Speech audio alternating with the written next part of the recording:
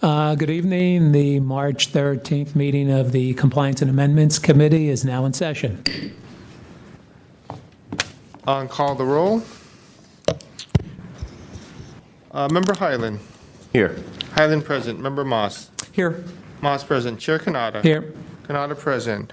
Regarding agenda changes, there are several issues on the agenda for today. I believe that Member Moss has requested that we take announcements out of order so he can make a brief announcement.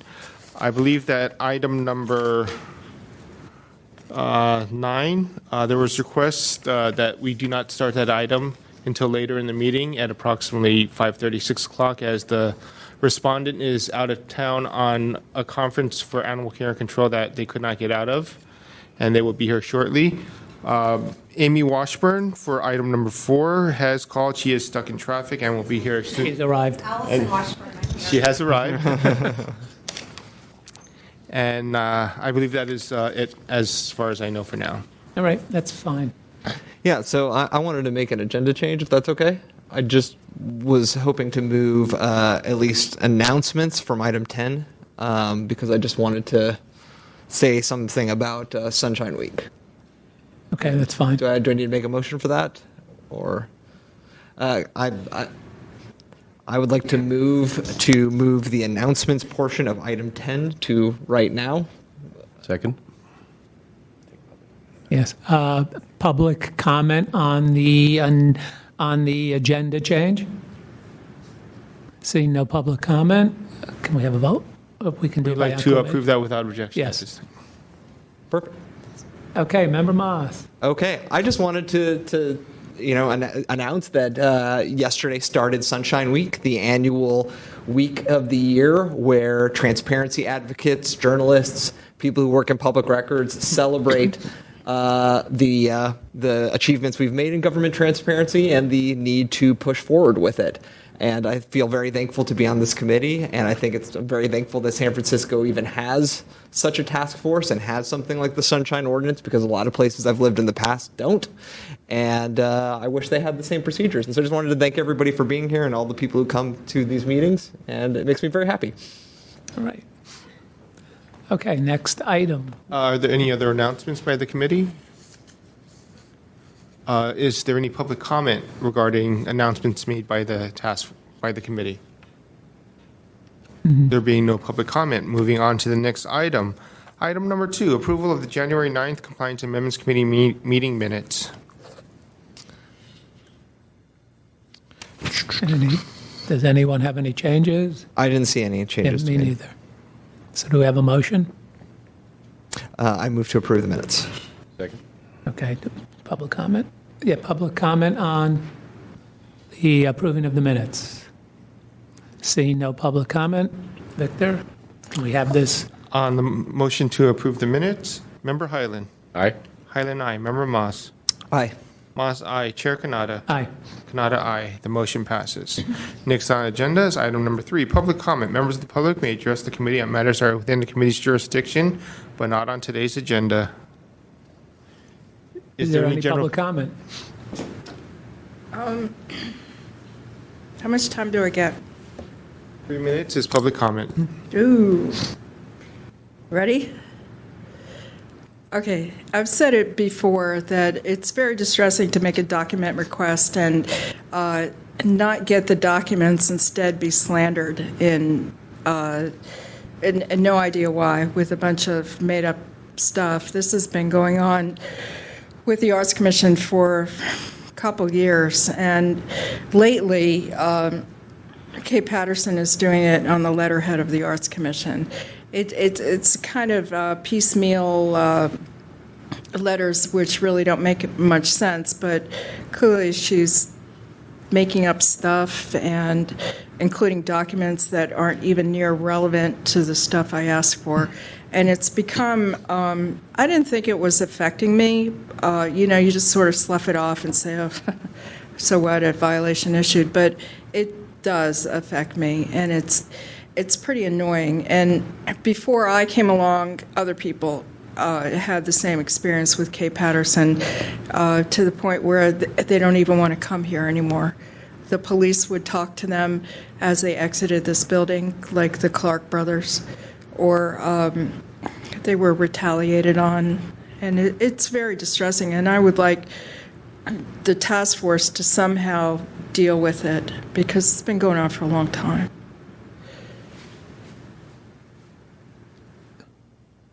Good afternoon, task force members. My name is Richard Nee. I'm a former member of this task force. Glad to be here today. This is not exactly within the task force's purview, but I think it would be of interest nonetheless. And coattailing onto Member Maas's reminder about Sunshine Week. Sunshine Week is kind of extending a week here in San Francisco. On Wednesday of next week, March 22nd, the Society of Professional Journalists Northern California chapter will hold its annual James Madison Awards dinner honoring champions of freedom of information and the First Amendment. This will be at the City Club. Information is at SPJNORCAL, that's spjnorcal.org. Hope to see you there. Any additional public comment? Okay, seeing none. Next item, please. Next on the agenda, item number 4, file number 17013, presentation, San Franciscans for Sunshine's proposed amendments to the Sunshine Ordinance.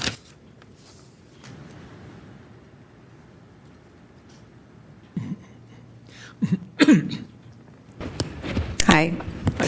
I'm Allison Washburn, and I'm a former member of the task force. I served from 2008 to 2016. I was in Chair 5 as recommended by the League of Women Voters. I was also chair of this committee for several terms and chair of the task force for several terms. More recently, I've been working with a group of past members of the task force, including Rick Nee. We overlapped quite a bit. He came onto the task force before I did and left shortly before I exited the task force.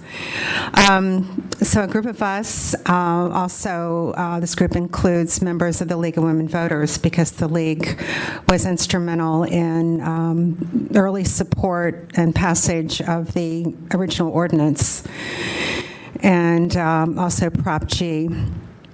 And like I said, has had a seat on the task force all along. So there are a group of nearly a dozen of us who have been meeting periodically, regularly, actually for about a year,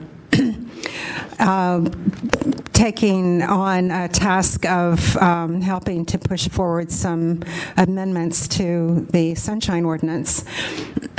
And we call ourselves San Franciscans for Sunshine. We have an organization, and we have a website and so forth. And we tried unsuccessfully this past year to qualify an ordinance for the fall ballot, which was just as well, as it was very crowded, as you know. And then we decided to extend signature gathering a while longer and try to qualify for a future ballot. And that would have been probably the 2018 primary ballot. Maybe there's one sooner. And then we had the idea to instead go to 4 supervisors to see if they could instead put it on the ballot. Put it on a future ballot, and we would forego having to collect all those signatures because it's a great deal of work. And we were successful in getting 3 supervisors, but could not get the 4th in time. So I would not say we're back to square one by any means, because we have what we believe is a strong set of amendments, which you have in your packet. I know it's a lot to digest, but that's the official marked up version that was submitted to the Board of Elections and reviewed by the city attorneys. That was what was circulated. We also have a list of what we think are the key amendments. So where we are right now is we'd like to ask for your help in seeing what we can add to or subtract from what we have here to not only further strengthen the ordinance, we certainly didn't think of everything, but to also help make the task force what we hope will be called a commission before long, make your jobs easier, work more effectively and efficiently. So we're asking for your help going forward. And what we see is something coming from the task force that we would take to, again, a group of supervisors rather than giving it all over to the supervisors. I can let Rick talk about what that could lead to. We've had experience with that. Certainly Rick has and other people on the on our steering committee. So that's why I'm here today, hoping to start a discussion with this group that, just some background, compliance and amendments, the second part of your name, means that the task force can suggest amendments to the ordinance. And indeed, this body worked for years crafting such amendments, which are part of what you have before you. When I joined in 2008, I think it was not until 2009 that I joined CNA, and we were working on many amendments. And then when Rick became chair, we had another wave of amendments. So by 2010, we had quite a strong package. In 2012, there was some additional work. So what you have is not our steering committee's sole product, but we stand on the shoulders of many people who have worked on this over the years. It's been vetted by numerous attorneys whose specialty is this kind of law. So we think it's pretty fully baked, but there's room for ways to strengthen it. A problem we've seen certainly is with changes in technology. More is possible than years ago. We can require that more records be kept in perpetuity, for example, or that they be searchable in ways that weren't possible before. Say the calendars, for example. So you may find ways to strengthen it. Also, we've made suggestions about who appoints members to this body. Maybe you have some other ideas, or how to staff the task force so that you work more efficiently. Although Victor's excellent, we need to think beyond Victor, or in addition to Victor. So that's all I have. Rick, do you want to add to what I've said? Just want to start by stressing why we're here today, and that's to seek your ideas. We want to know, again, repeating what Allison said, we want to know how the ordinance can be amended to make Sunshine stronger and to make the task force's work easier and more effective. In terms of the procedural part of this, back in 2002, the CNA committee held a series of public hearings, basically, to get public input on how the ordinance should be amended. The committee then, through the full task force, took a package of what we felt were good, strong amendments to the Board of Supervisors. The president of the board assigned it to a committee, I forget which one, but that committee met and proceeded to insert 23 of its own amendments, which many of which were just totally unacceptable to us, and we had to mount a very fierce last-minute lobby to keep what had been our amendments package off of the ballot. We had to lobby against our own package, basically. So that's why we're doing this now with San Franciscans for Sunshine as the lead in this. This is a citizens initiative, and that's why. And the experience of 13 years ago, that's the reason that we're doing it this way. There are some tweaks we need to make from last year's version, and we're working on that. But again, the reason we're here is to seek your input. How can we make this ordinance better? How can we make Sunshine stronger? How can we make the task force a more effective body? And I realize that it's really not up to us in this setting to ask you questions.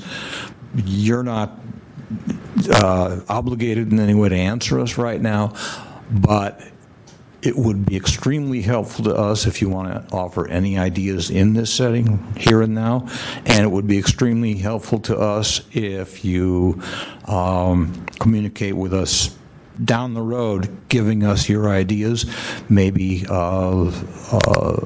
take this, maybe bring the subject up among the other members of the task force. I'm sure that many of them have some ideas as well. So that's where we are. We are happy to take any suggestions now, or we're all eyes and ears. Thank you. Members? Through the chair, I think one of the things, I know we've talked a lot about amendments to the charter throughout the time I've been here. I think it might be useful to actually open a file on this, if you don't already have one, Victor, something that's specific to this ballot measure, and maybe even assign it to one or more of us on this subcommittee, and eventually through our dialogues that can be moved up to full committee for further input, whatnot, just to have it live and running. I think that might be a good first step. Mr. Nee? Well, are you suggesting then that the reform package be put forth as an amendment to the city charter as opposed to keeping it in the administrative code? No, all I'm saying is to open up a formal dialogue, something that's in the record saying, here's our thoughts on this. It could be as simple as informal as this, just talking back and forth, and you can take your takeaways from meeting with us. But I know that we've had some wish list things over the years that we'd like to see different. I haven't had a chance to study all this to see whether you've caught everything. But I also know there's a lot of up-and-coming things, and maybe Member Muss might be better informed on, the different forms of media, which we're looking to capture, body cameras. There's all sorts of new technology on the frontier that it would be good to sort of have an agenda item that has a checklist to make sure that we covered everything. Having said all that, I'm also mindful of how this would end up on the ballot, what it would look like. If it's too all-encompassing, is it something that's going to just cause a voter to switch off and disregard it? How do you position it to get it through? There's a lot here, and it means a lot to those that are informed about Sunshine, but to the average person of intelligence in the voting block may not mean much. So that's another challenge. I'm sure you guys are tackling that too. But I was just thinking of, if we have some sort of vehicle to keep the dialogue open and move it up, certainly out of the subcommittee. I'd love for the full committee to, have a crack and an exchange with you at a future date, as you've had in the past, to kind of keep the conversation going. That was my thoughts, and I would welcome any input on what that vehicle would look like, given your experience on this body and elsewhere. Okay. Let me first address the question of the text of the reform package. It necessarily would be long. It would be the Sunshine Ordinance plus the cross-outs plus the underlines. And that's an unfortunate necessity, but we have to do that. That's, there's no escaping that, no avoiding that. At the same time, we have to take responsibility for educating the public as to what the key features of the package are. We have to make it understandable to that lay citizen. And I have to say, and I wish the city attorney's office was represented here today, because in the text and in the summary that the city attorney's office put out last year, there were some inaccuracies.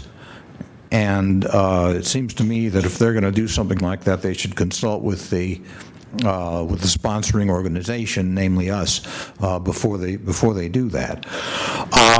That said, again, it's up to us to educate the public, put out there in lay terms, as Member Highland points out, put out there in lay terms what it is we're really doing here.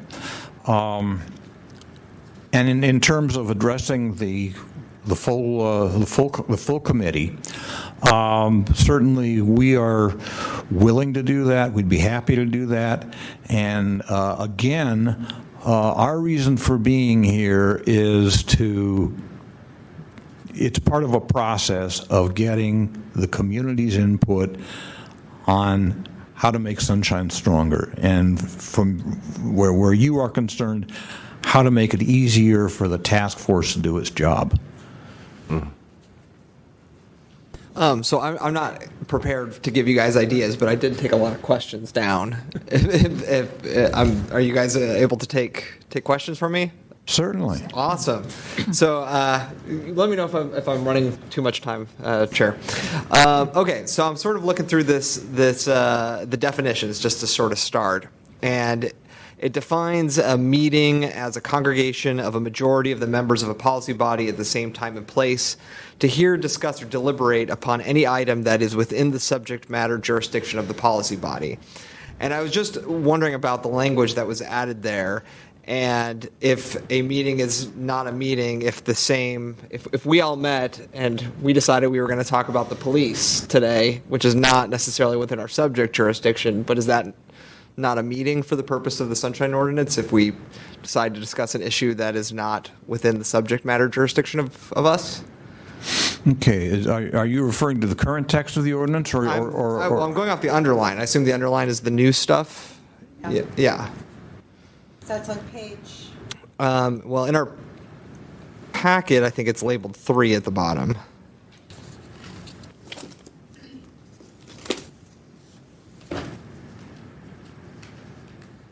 I think I just have a lot of questions on why decisions were made, so I can understand what the ramifications are.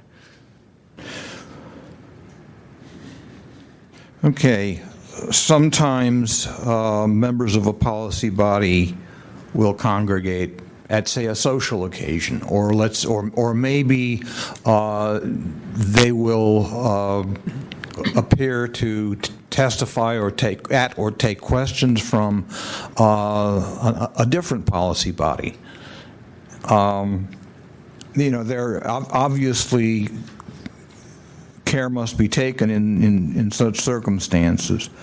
But yes, there are going to be those times when the majority of members of a policy body will be at the same time and place, and they will not be discussing matters within that policy body's jurisdiction, and as long as they mind their P's and Q's, it passes legal muster. At least that's our read on it. Okay, that answers my question. So if I'm going to jump to page 4 in definitions, under passive meeting body, the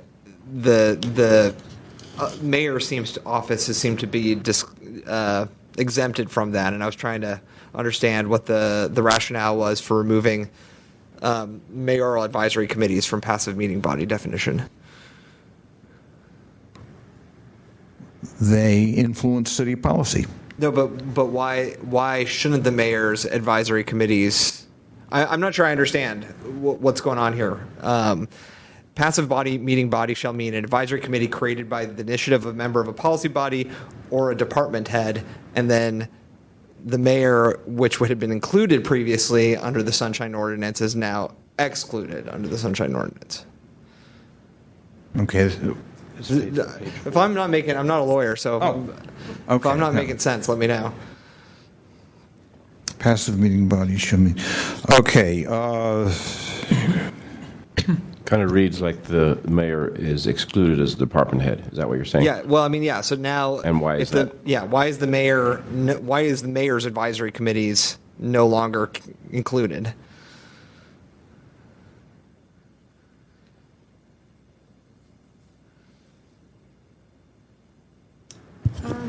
Okay, so I'm looking at C number C1. C1,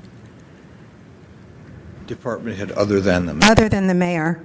Okay, but then C2, any group that includes city employees assigned by a policy body, the mayor, or department head. Okay, so. Two.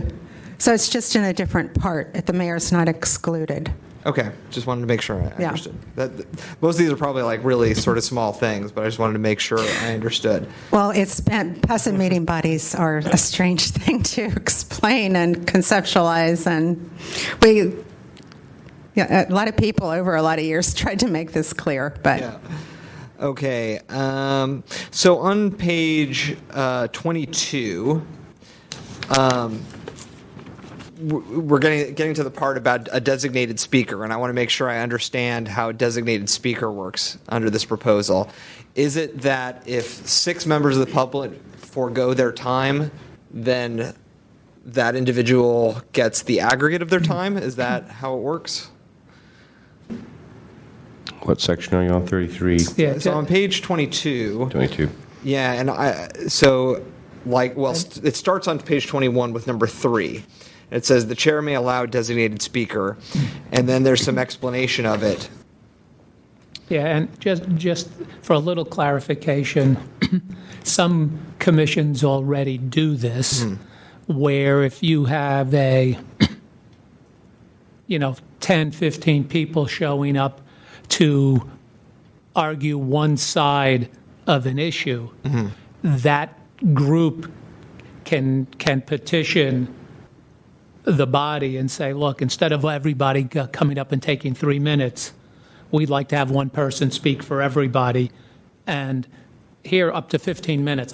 I'm not sure if there are numbers now, but that does happen in some commissions already. Well, that's correct, and also sometimes commission chairs will take it upon themselves to say, all right, we see, there are several speakers lined up on each side of this. What we'd like to do to expedite matters is to see if each side can pick 1 or 2 representatives to come and address us, give the main points, and we'll hear from both sides that way and make it a little bit more efficient. Sometimes they will do that. So, and that's permissible. Yeah, so what I was wondering, though, is that because I was looking at the numbers here, so a designated speaker can get 15 minutes, but it looks like it has to have 6 members give up their time, or is it, yeah, so 6 members of the public, would they have to give up their time? Because then it's sort of like 18 minutes worth of time reduced to 15 minutes worth of time if you have a designated speaker. Yeah. Okay.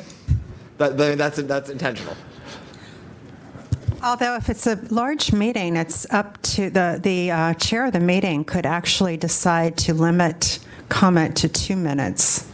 Okay. So this kind of cuts the difference, splits the difference. Well, actually, it has also happened that the chair will limit to 1 minute. Yeah. I've seen that happen. I just wanted to make sure, like, because when I read it, I was like, if everybody gets 3 minutes and then there's 6 people, why is it 15 versus 18? Just trying to work out the math, but that's intentional. That's fine. I just want to make sure I understood. Can you tell me a little bit more about how the supervisor of public forums would work?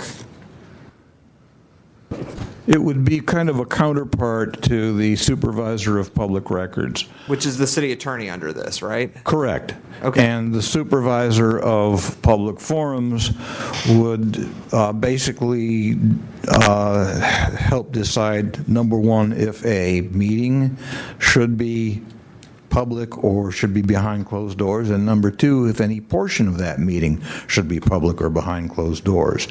Let's say, for discussion's sake, that a committee of the Board of Supervisors sits behind closed doors, and a member of the public, and they make some decisions, and they come back out into public session and say, we're going to, approve what we did adopt what we did in closed session. Boom, it's done. Some member of the public could go to the city attorney, to the supervisor of public forums, and say, we think that they discussed this inappropriately behind closed doors. We think the city attorney's office should advise them of such, and that they should rescind their action, and they should discuss the full matter in open session and then vote again on it. So, if I'm a member of the public and I witness what I believe is a violation of an open meeting rule, do I file my complaint with the supervisor of public forums, or do I file it with the Sunshine Commission? That would be up to the individual citizen making the who has the complaint. But if they do it to the supervisor of public forums and they don't like the supervisor of public forums decision, can they then come straight to the commission and basically get a second bite at the apple? Certainly, they could do that. They could even go to court. But vice versa. They could come to us and we could rule that it's not a violation, and then they could go over to the forum and file it again. I would say theoretically, yes. Okay. And the supervisor of public forums is required to render a decision within 7 business days, so it could be a quicker route for the member of the public than coming here. So it's probably likely that people will go to the supervisor of public forums first. And we have supervisor of public records, and members of the public can go there to have a determination as to whether a record is indeed a public record. But it's different though, because the supervisor of public records can't find a violation though, or can they? Does anybody know? I'm not sure. I didn't see that in there before. Well, the supervisor. Remember, the supervisor of public record is a member of the city attorney's staff. Mm-hmm. Okay, so the supervisor of public records issues an opinion, issues advice. The supervisor of public forums. However, you'll notice that in the ordinance right now, if the supervisor of public records tells a respondent agency that yes, the record being sought is disclosable, and you must therefore provide it. There is some force of law there, yes. There is, and if the supervisor of public records says, yes, you will disclose this record or provide the record, and the respondent agency still doesn't, then that can be construed as a willful violation. And by the same token, let's say that I see something on the agenda that a matter is to be discussed behind closed doors, and I go to the supervisor of public forums and say, wait a minute, this is coming up on next Tuesday's Board of Supervisors meeting. They plan to discuss this behind closed doors. Please advise them that they can't. They have to do it in open session. Right, but that's in advance of it, right? They can. Someone could do that, yes. And then, if the Board of Supervisors decides, you're an attorney, you're not a judge, you're not a court of law, we do what we want here. We're not going to take your advice. And the Board of Supervisors then goes ahead and discusses the matter behind closed doors. Then that is possible grounds for a finding of willful violation. Right. Okay, I'd like to try to wrap this up now so that Sure. I think this is a good discussion. I think what I would like to see happen is that we bring this up at the full committee and see if we can schedule ongoing discussions to come up with amendments that can be presented in whatever form to get them on the sunshine ordinance, whether that's through ballot, whether that's through the supervisors. Well, it has to go on the ballot. Yeah, okay, so I think that we need to start an ongoing discussion. I feel like we've spent enough time on it this evening. Okay. And I will talk to the chair and see how we can further this discussion.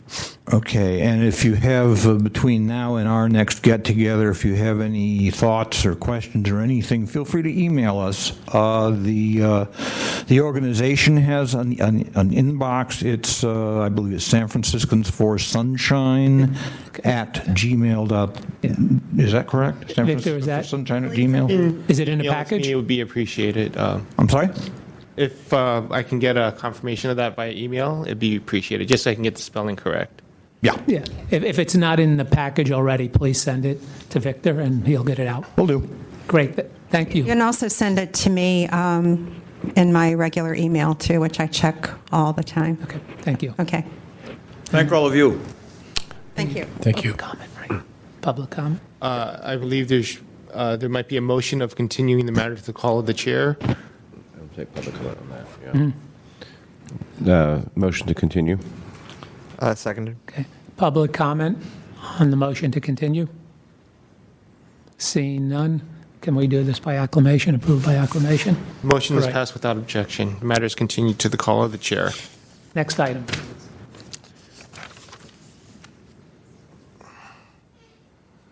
Next on the agenda is item number 5, file number 16092, hearing on the status of the order of determination, complaint filed by Anonymous against Dr. Lydia Leung, Department of Public Health, for violating Administrative Code Section 67.25A by failing to respond to a media disclosure request in a timely and/or complete manner. I have been informed by the complainant that they are not attending today's meeting. I did not receive a reason. It was just a message. I do believe that there is a representative from the Department of Public Health. And at your desk, there is a late submission to the packet. That is submission from Public Health. Okay. Can we have that person from the Department of Public Health, please? Yes. It is my understanding that this is a portion of their submission, and they are still working on additional documents. Okay. And what is your name? Hi, my name is Lucia Angel, and I'm the patient experience lead for primary care Okay. department. Have you been in communication with the complainant? Miss Lydia, though? No, I believe that would be anonymous, and he only has a P.O. box. He does not have a phone number or email address. Okay. All right. So what has the department done to satisfy providing the information? Yes, so since the determination by this task force in our last meeting, I've been working to collect the documents asked of this group between January 2014 and September 2016. What you have in front of you is what I've been able to gather so far. Because at the time when these meetings were created, we were not aware that we had to maintain these documents. We've been spending some time gathering them and collecting them. And it is possible that we may have some of these documents have been lost due to staff turnover, but we're doing all we can to collect what we do have. So this is what we have so far. I will be continuing to work with the current coordinator at the Family Health Center, and I just want to review some of the remaining documents to make sure that they don't have any protected health information that I may be able to redact before submitting a full document. Okay. Any questions? I have, so this packet has been sent by mail to the complainant? The second portion, no. I can handle that. Excuse me? I will send a copy of today's packet to the complainant. Okay. So I think we have two options here. We can continue this until the complainant gets the information and says that they are satisfied with it, or since the department seems to be working in good faith to provide the documentation, well, I don't know if I'm comfortable closing it because this hasn't been sent out yet, and we haven't had any feedback from the complainant. So, any suggestions? I would vote to continue it pending a communication from the complainant to Victor saying we're good. Okay. Do we have a motion for that? So moved. Seconded. So it's my understanding that you would wish to continue this matter to the next meeting of this committee with the request that I send a copy of the current submission to the complainant, and I would suggest that we request the respondent provide any additional information directly to the respondent and to the task force. Yes. Okay. Do we have any public comment on the motion? Seeing no public comment? On that motion, Member Hyland. Aye. Hyland, aye. Member Moss. Aye. Moss, aye. Chair Kanata. Aye. Kanata, aye. The motion passes. I'd just like to ask, do you have any questions of the committee that would be of assistance to you in gathering this information? I know I'm putting you on the spot. No, but sorry. This is a new process for us. So I just so because this is one of various meetings of this sort that happen throughout our clinics. I just want to, from now on, create a standard process for all our coordinators to maintain these records so that we don't have the same difficulties moving forward if this were to happen again or the crust be in the future. Is there anything specific that you would like me to note or? I would recommend having an index also. I think that's what you're saying. But also, have an index so people can go back and search a certain date or a topic. Okay. Perhaps would be useful. And just the other thing, in a situation like this where the complainant only has a P.O. box, whatever documents you've compiled and sent in here, could you send to the complainant also the next time? Okay. This way, they will have the documents and either say they're satisfied or no, they need more information. Okay. Great. Thank you. Okay. Next item, please. Next on the agenda, item number 6, file number 16106, hearing on the status of the order of determination, complaint filed by Anonymous against Andrew Perry, Ann Brash, and the Planning Department for violating Administrative Code Section 67.21C by failing to assist the requester in identifying the existence, form, and nature of any record or information maintained by, available to, or in the custody of the department. On February 1st, 2017, the Sunshine Ordinance Task Force heard the matter, found violations of the Sunshine Ordinance, requested that the respondent contact the complainant to determine which planning code sections are relevant to the property in question and provide other related records, and refer the matter to the Compliance and Amendments Committee. Okay, do we have the parties here? Yes. I'm the Yes. complainant. You're the complainant? Before I start, does the overhead work? Victor, the Yes, it overhead? does. Okay, great. Let me get this together first before. Thank you.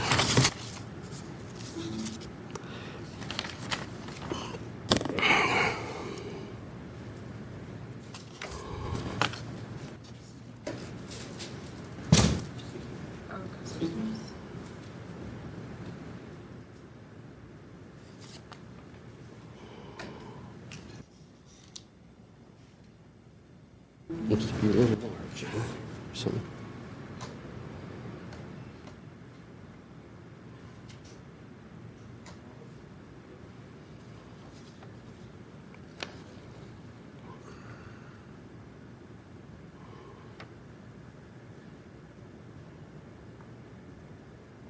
I think it's a little bit too small.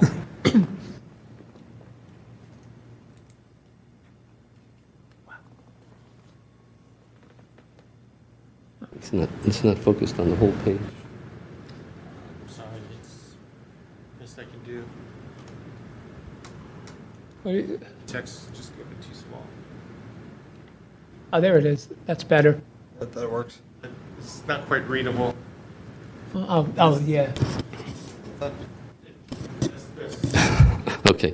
Good afternoon, members of the Sunshine Task Force. I'd like to apologize for missing the last hearing on February 1st. For some reason, I thought it was on February 2nd. And when I appeared, I met Mr. Victor Young in City Hall, and he explained the hearing outcome. On October 13, 2016, I made a sunshine request to the planners and planning department. I requested a copy of the planning codes and the planning codes that planning department applied to this new exterior expansion at 2650 Hyde Street in order to approve this project. At that time, I made my sunshine request. Planner Brask and Planner Perry had already moved the project forward and stated in writing that the project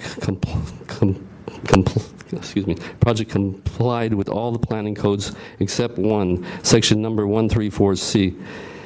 And the scope of the work is fairly limited, and only were willing to provide a general blank plan check sheet, which consists of 4 pages containing all the codes, totaling over 106 codes, but refused to identify which specific planning codes they used to approve this project.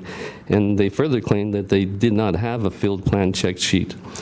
After 2 Sunshine hearings on February 1st, 2017, Sunshine Task Force found violation against the respondents and requested that the respondents contact me to determine which planning code sections are relevant to the project and to provide other related records.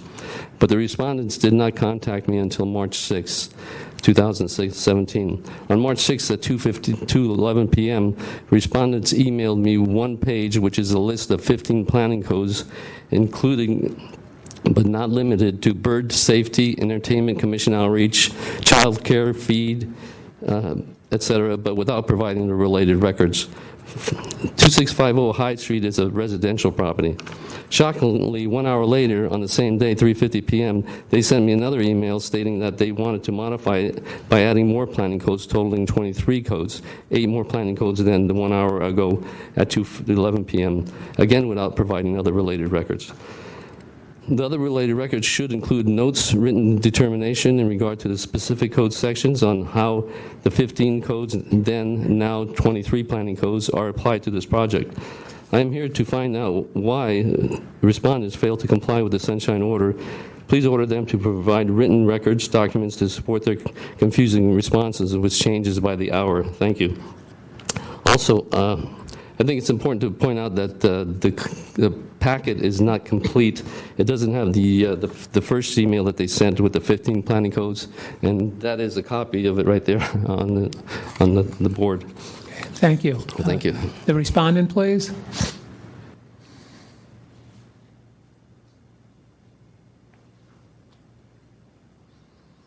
Good afternoon, Christine Silva, planning staff. On February 1st, following the task force reviewing the complaint and directed planning to identify which planning code sections were relevant to the property and project at 2650 Hyde Street. And on March 6th, we prepared that memo to the task force and also provided to the complainant, which identified which of the planning code sections were applied to this particular project. And we directed staff to do that work, and then we prepared the memo. We inadvertently left out some of the sections, and so we updated that memo and reissued it to Victor. And that's what he's referring to in terms of the 2 emails and then the 2 memos. Happy to answer any questions. We have no additional responsive records, no additional notes or anything else to provide at this point. Yeah, what page in this packet is? It's pages 111 and 112 of your packet. So if I remember correctly, the issue initially was that there was a checklist sent with every possible code that could be applied to any possible dwelling. To any project in a residential zoning Right. district. But the request was for the codes that were applied. Okay, so now I'm going to page 111 here.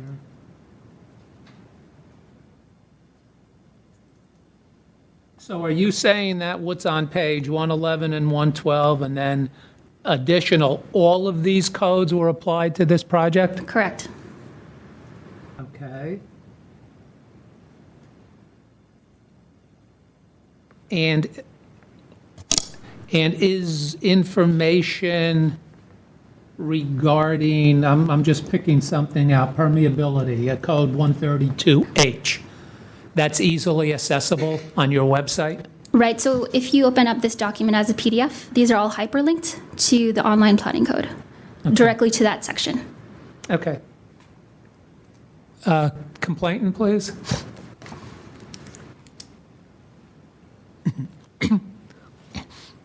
Is the document, you got these documents via email? Yes. And did you try the hyperlinks? Yes, but Planner Perry admitted that the planning code is extremely complex, and it jumps from here to there to everywhere, and they don't have no explanation on how they applied these codes to this project, which is really important because my interpretation is completely different than their interpretation.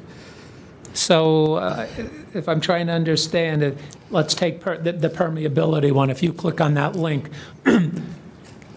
are you saying that you can't understand how permeability was applied to this project? Some of that stuff, yes. Okay. Any other questions, comments? Is this my rebuttal or Not yet. Not So, yet. Okay. yeah, we're gonna. It's not like that kind of hearing, though, right? No. No, Not necessarily, no. So we, this is discussion now Hey, okay. amongst us.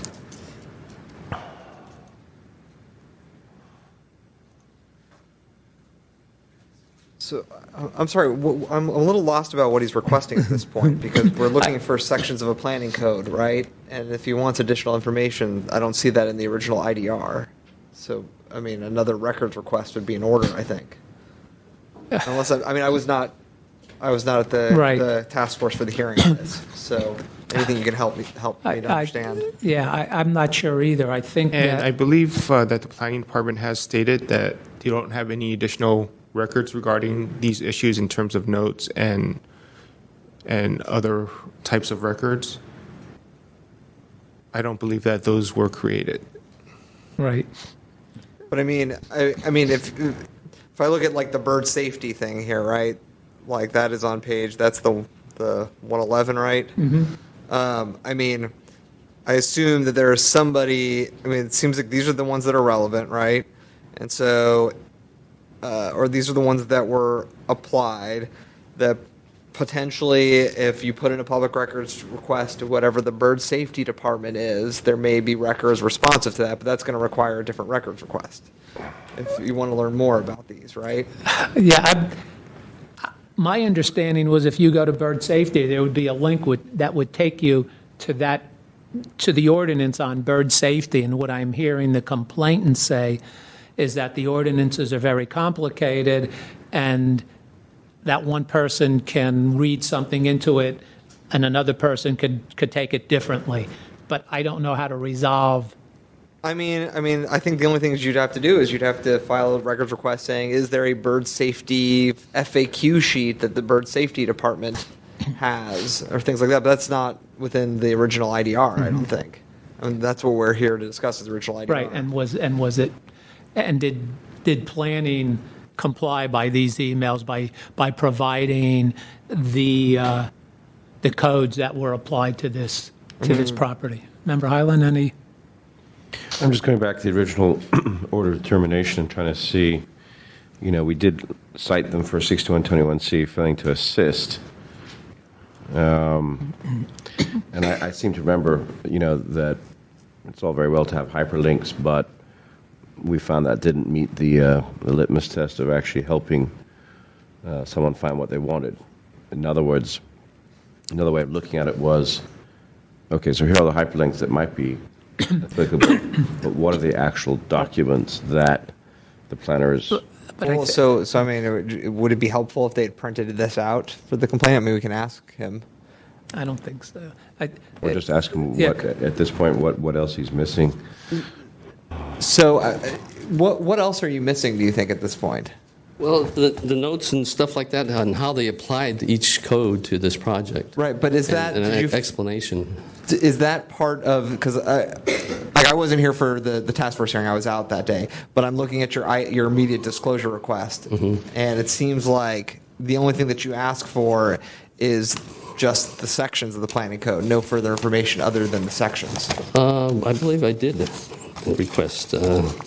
Like, help me, if I missed it, please What help me page find are it. you on? Page 100.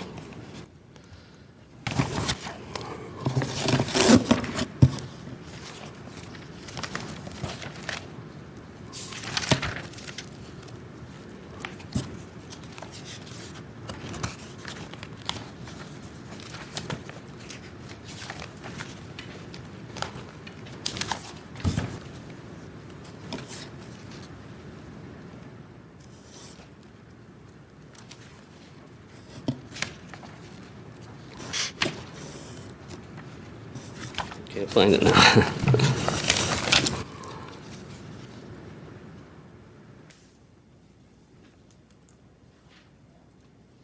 Yeah, and I do see that in his email to Victor that he explains what else would be useful to him.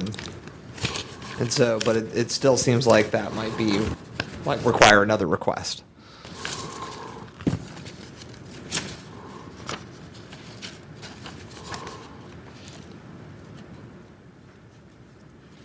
I'm still, I'm on our page 100. Yeah, do you see this IDR? Okay. So Andrew Petty. Public record, section of planning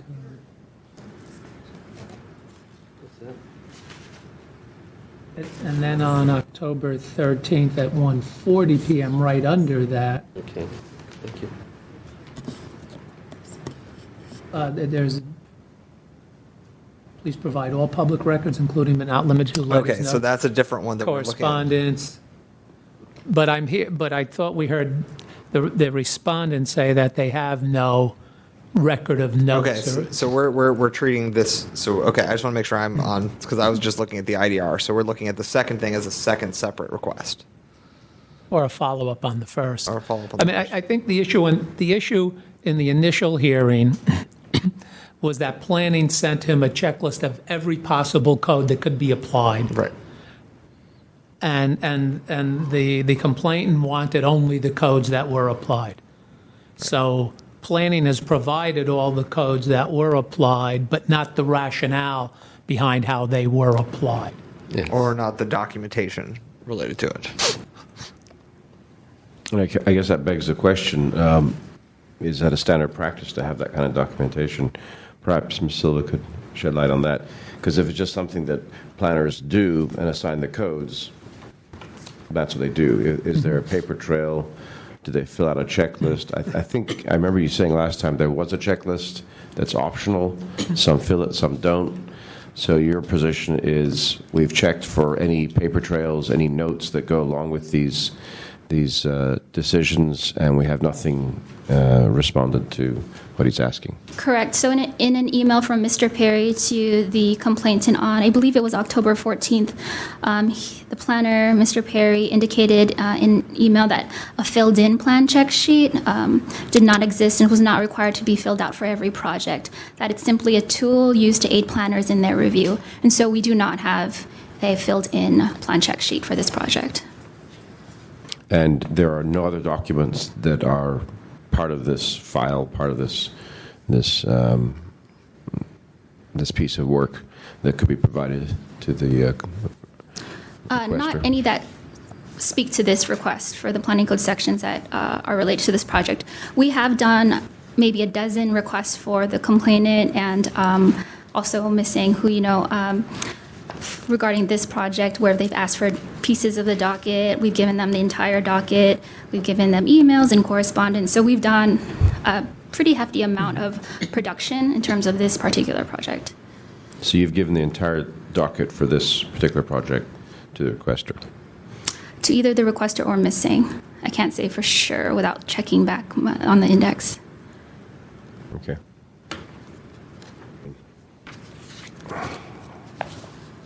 So, anonymous. Anonymous, if you like to approach? Yeah. So what would your response be to what you just heard? I mean, I grant you, it is a confusing process. However, they can't make up what they don't have. Right. And if they've given you what they're saying is, the whole docket, everything that was actually filled out or documents that were used. I don't see what they can do much more than that. Yeah. Now, interpreting that's another story, but I guess our purview is just to make sure you get what is a public document. Okay. Further than that, we probably can't help you. Okay, so we can't get anything of an explanation how each code is applied and how. Not unless they had a document saying, here's my notes, or here's my, decisions. Sometimes that stuff takes place by phone or on site, and there is no accompanying notes, and that seems to be their position here. Isn't that information that I should be privy to? If it was, I think if it was written and part of a public document, yes. But it seems like, to me, what I'm getting out of this is that, the decisions on what parts of the code to apply is something that's, they do day in, day out. And do they always note it? I don't think so. That's what I'm getting out of this from what the representative's saying. Yeah, I don't see what else we can have planning give if there's no other documents. Specifically, what are you looking for an explanation of? Maybe that'll shed light on what might still be missing. It's just that they Use an example, for instance. They bombarded us with the 106 planning codes, and they wanted us to go review it all, I guess, and see which ones apply. We don't know which ones apply. We agree. We already ruled on that. So we thought that was not helpful. Right. We hit them with a violation. But give me an example of what you're looking for, an explanation just of. how each one is applied, basically. Choose one. Oh, I don't know. I didn't memorize it. Okay. Yeah. Yeah, so, right, as Member Highland said, we found them in violation for not being responsive the first time, but these additional emails with only the codes that they applied was provided, and if there's no notes on how the planner determined if there was an issue with birds, there's nothing we can do. Okay. All right, so thank you. Yeah. And do we do a motion to have this closed? I believe there's a motion to find that the respondent has complied with order of determination and to conclude the matter. Okay. So do we have a motion? Yeah, I'd make that motion. Seconded. Okay, do we have any public comment on the motion? Seeing none? On that motion, Member Highland. Aye. Highland, aye. Member Moss. Aye. Moss, aye. Chair Kanata. Aye.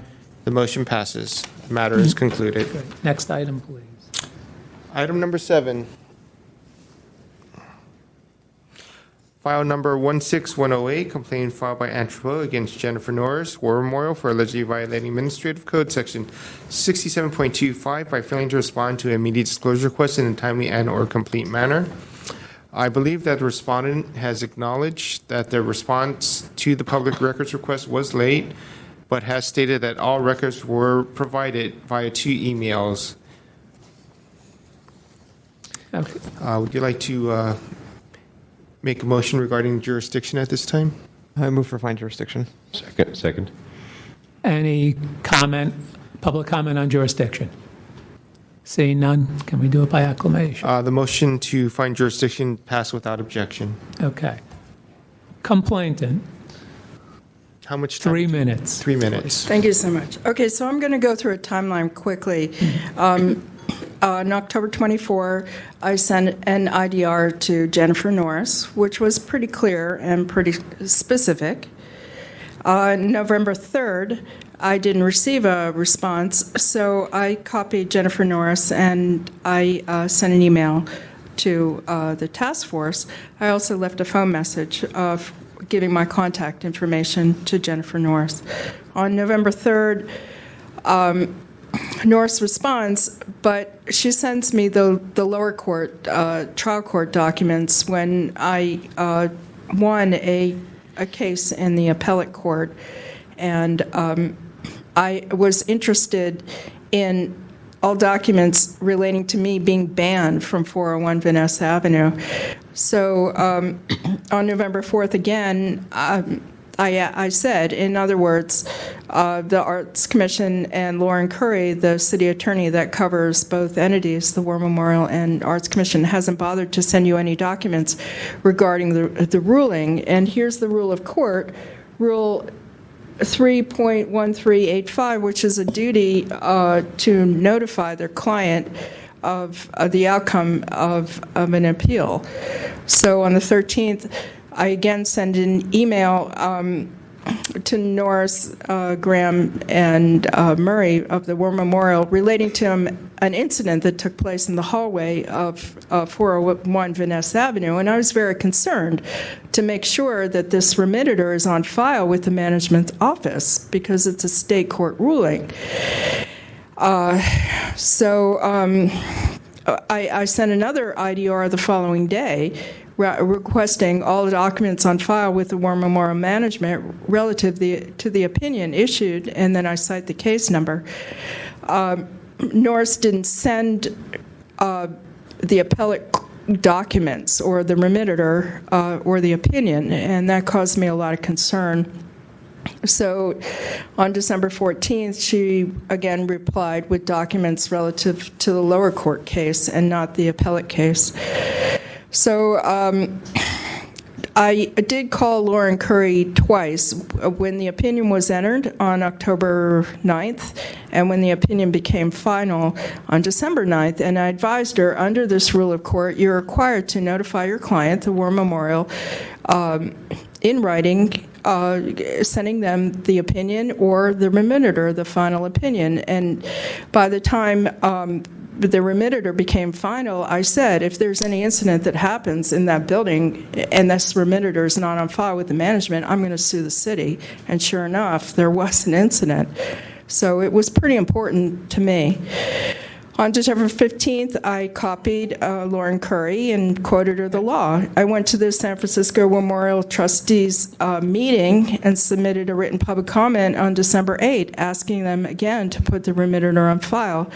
On December 7th, I went to the city attorney reception area, asked for Lauren Curry, and I was told she didn't want to come out. I asked for a secretary. She didn't want to come out.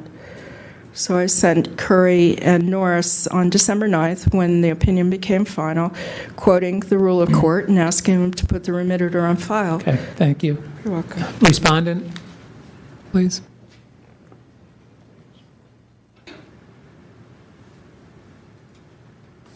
Hello, Jennifer Norris. I'm from the War Memorial. My understanding is that under your purview, what we're discussing is an immediate disclosure request, which was sent to my email on October 24th. It went to my junk file in my email account. I can't say why it did. That's where I found it. I didn't become aware of its existence until Ms. Trudeau wrote to me after business hours on November 3rd. So when I came to work on November 4th, she said this had been sent. I believed her. I went looking for it, and it was indeed in my junk folder. At that time, I, as quickly as possible, put together the documents and managed to send one set of them at 5:01, hoping to make it by the end of the business day, and that the second packet I sent at 6:19 that day. So all the respondent documents were sent. I apologize that I wasn't aware. Ms. Trudeau writes to me periodically, and nothing has ever gone to junk before or since then. The city has an Outlook program in which there's now a clutter file, which I do check. I don't know how many different places my email can be automatically hidden, but that's what happened. I regret that it happened. I completely acknowledge that it was my fault. And all of the documents that Ms. Trudeau, that I have, that the War Memorial has, were given to her. I understand that perhaps they don't represent what she wishes that I had, but they do actually represent what we do have. Thank you. So I really want to hear from the Department of Technology on this, because the complainant is a regular filer of emails, and by now the system should know that she is not a spammer. And it seems very weird that Office 365 would suddenly, on this one occasion, have that issue. and I would like to know whether there's something that the Department of IT can look at and see figure out what happened. And also, it seems like this cluttered junk file thing has been a problem for Office 365 for a while, and that they seem to be phasing it out because it caused problems for people. But I don't know if that's a reason not to consider a violation here. But considering we had the Department of Technology here last meeting, I think, and we talked about the out of office issue. That Right. there must be. I mean, I don't know. Maybe I'm off base. Yeah. Member Highland, any thoughts? Not at this point, no. Mr. Bowe? Speaking to the IDR, there's obviously they were late getting back to you, regardless of the reason. Was what they sent to you responsive? Speaking directly to the IDR, which is what the Sunshine Task Force does, and not on all this peripheral stuff, which is mind-boggling, no. Because when I sent the IDR, I also left a phone message. I actually, that day, I walked into the War Memorial to the guards desk asking, where is the management office? And I was told, I wasn't given the information. I was told, why do you want to go there? And I said, well, it's my business.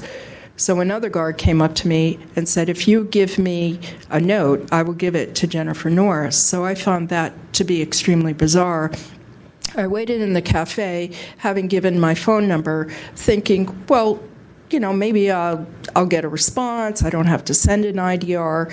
I was just concerned that this remitter made it to them, that they knew legally that I had a right to be in that building and I wasn't going to be arrested. I was scared to sit there, even though I was one of the less than 1% of pro se litigants that had a case reversed on appeal. But, you know, it's the duty of the city attorney to notify their client, and I extended myself. And when I sent the second IDR, it proves to you that I was very concerned to get this remitter on file. I don't believe it still is. I believe what happened was around October 9th, when I spoke to Lauren Curry, somehow Bill Graham, who was on vacation, who's the head of security, he got an email or a phone call. That's all that happened. There was nothing to indicate to the War Memorial that I was allowed in that building, and I was very concerned about that. So no, I didn't get the documents that I wanted. Okay, thank you. And I'm not I don't correspond regularly with Jennifer Norris. Okay. Ms. Norris, if you could approach. So what documents have you sent to Ms. Trevaux?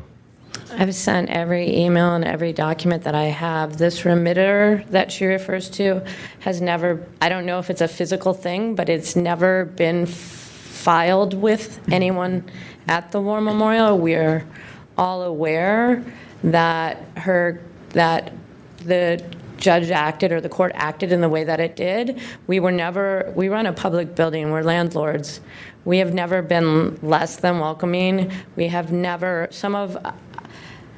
occasionally this isn't about the IDR. I have been responsive in every way. I don't have a document that I haven't given her, nor do I believe that anyone, not that it's anybody's business, has been less than polite or cordial to her. If I respond in writing to an IDR, I know of nothing that says I have to return a phone call also. But perhaps I'm missing something there.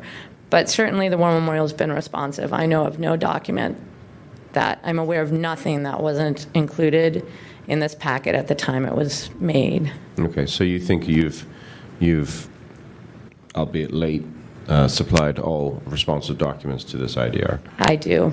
Okay, thank you.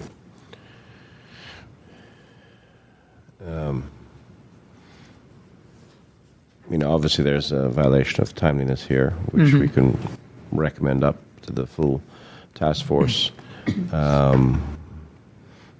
But it seems like that's all I can really find as far as, I think we have to take them at face value. They provided everything responsive, and we can recommend, recommend our finding, and no further action would probably be what I would suggest. I mean, I think I'm along with that. I just wanted to ask, so, theoretically, if someone sent an IDR and the building burnt down that same day, would it be would somebody be responsible for a violation, because, Didn't have a fallback plan for a fire? Or because, whatever happened. I mean, that's what I'm just curious about, because I just want to know, is there something I should be considering when, because of unforeseen technical problems, a IDR deadline is missed? And I know that we don't, that may not be appropriate here, but I just want to consider, if there was a, department-wide virus that, shut down everyone's computers and they couldn't respond to an IDR, is that still a violation? I think it's within our purview to exercise a certain amount of reasonableness, and in those cases perhaps not find a violation. I know other bodies do that, even though technically on paper you could say there was one. I think in this case it's probably worth recommending a violation, because there's obviously an issue with the IT department in this, and that's really what, this is where this OD will ultimately, that the buck will stop there, and they'll have to, sort this out, make sure it doesn't happen again. So it's probably worth noting it for the public record, and have them. Especially since other emails from the complainant have not gone to spam, or whatever other mailboxes Outlook is handling. Yep. So do we have a motion? Yeah, so the motion is to find a timeliness violation. I'll second that. Okay. Public comment on the motion? Seeing none? Are we going to, in our recommendation, are we going to, how do you want to word the IT stuff? I mean, can we provide an explanation, the explanation that was provided to us by Ms. Norris, and ask for them to explain whether this actually is something that happens, and how it could have happened, and what can be done to address it? Yeah, I mean, especially that explanation between the clutter file, which I now see as well in my Outlooks. Yeah. Okay, so let's do that as well, because I can't tell if clutter file is a new thing or an old thing. It seems like it's a new thing, but as she states, did it replace spam, or is it in addition to? And spam's kind of lower down on the folders. I mean, that might be worth something noting for the record. Yeah. I mean, I know that an IT person can add all sorts of folders to your mailbox without telling you, and change the behavior of your spam folders, and that's pretty normal. But if you don't know about it, that can also cause problems. Yeah, and I think one of the questions is, if this clutter file is new, and emails were not going to spam, but now we're going to clutter file, that's an issue. Mm-hmm. Just to clarify, the motion is to refer this matter to the task force with recommendation to find jurisdiction, and to find that there was a violation of 67.25 regarding the timeliness of the response, and to request that the War Memorial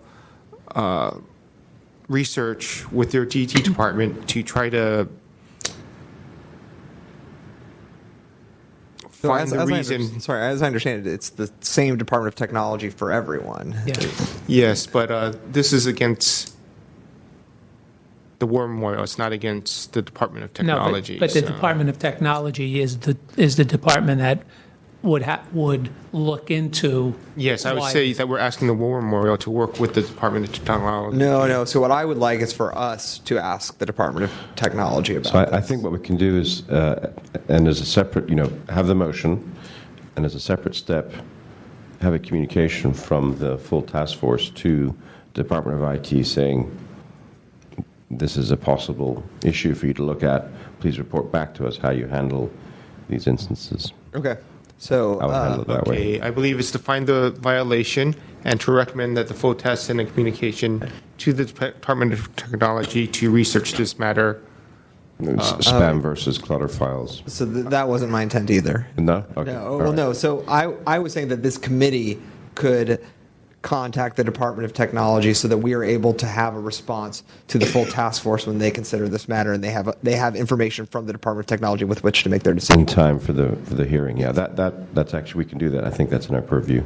Yeah. So, got you. I would second that amended. Could you, I'll rephrase. So we're finding a violation of timeliness. Yes. And we would like to send a communication to the Department of Technology inquiring about the issues presented in this case, specifically related to Ms. Chabot's email ending up in a junk file and the junk versus clutter folder situation on city emails. And I can volunteer to help phrase that. yes. Thank you. I would suggest that we not send this to the next task force meeting because that is only 2 weeks away. I don't believe that would be That's In time. sufficient time for them to perform that research. I would suggest that we send it to the May. May meeting of the task force Okay, that's good. so that DT has time to develop the response and perform the research. And I will work with Member Moss to develop that communication to DT. Okay, and, great. And Ms. Trabino, you've wanted to say something before we vote. Go ahead. It wasn't one isolated IDR. There was a second one sent on December 14th. Because I didn't receive a response to the first one. And I wanted to submit this into the packet for the full task force. So it's not in our original packet? No, this is additional stuff. I went to 3 war memorial meetings. I told them about it. What I would like to see, and I have gone with the 11-page opinion to these trustee meetings, going to someone at this table to say, do you want to take this? Do you want to put it on file? And nobody wanted to be bothered. That's what I would like to see, this remitted or on file. It would give me peace of mind. I know that's out of what you do. Right, that's not in our jurisdiction, but, Okay, thank you. okay. All right, Public comment? let's vote. I believe there was no public comment on this matter. There Correct. being no public comment on the motion, Member Highland. Aye. Highland, aye. Member Moss. Aye. Moss, aye. Chair Kanada. Aye. Kanada, aye. The motion's passed. The matter will be referred with recommendation to the full task force for the meeting in May, and we will be sending a communication to the Department of Technology. Ms. Norris, if you happen to have a contact over there, I would appreciate the name, but I'll be in touch. Thank you. Okay, let's do the next one. Next on the agenda, item number 8.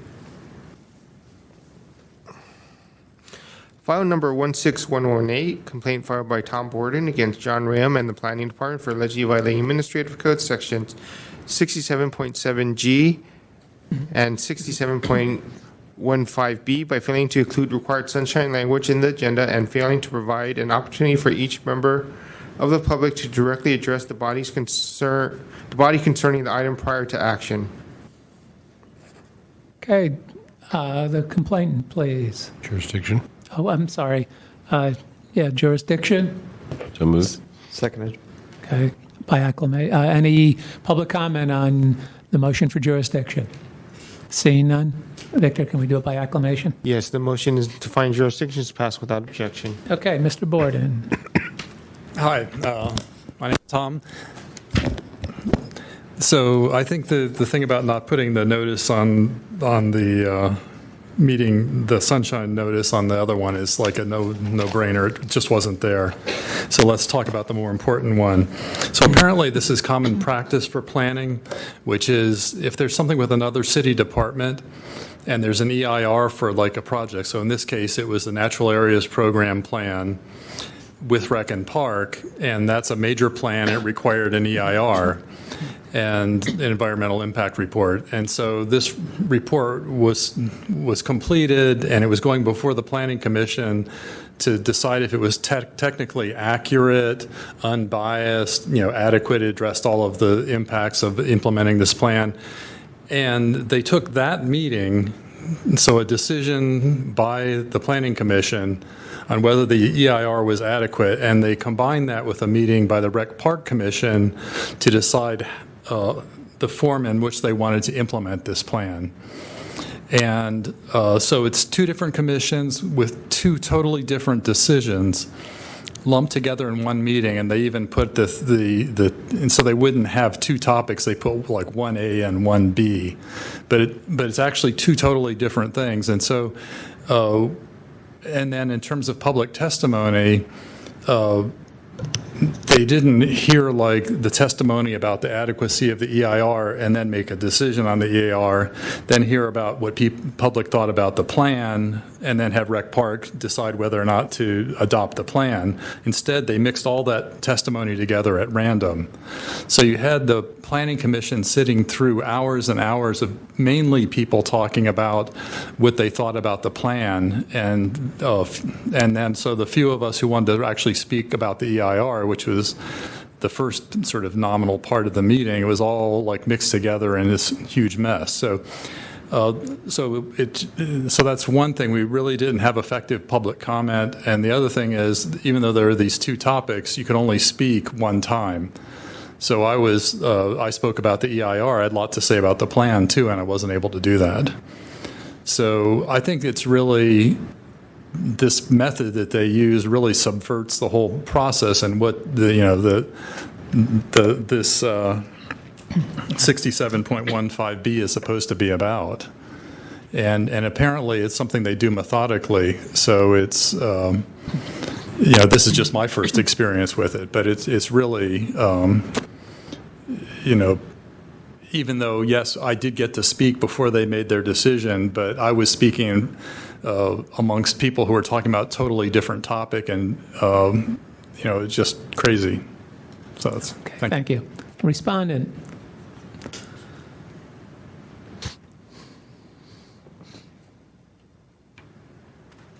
Good evening, Christine Silva, Planning Staff.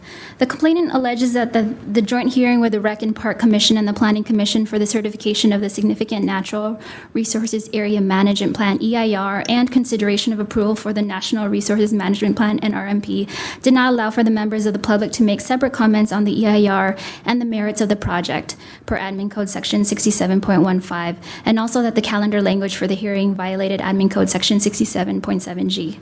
First, the complainant expresses concerns that the joint hearing with the Planning Commission and Rec and Park Commission, their procedure that combined the public comment on the adequacy and accuracy of the draft EIR and the merits of the project, circumvented the intent of the code by allowing members of the public to speak only once on both items.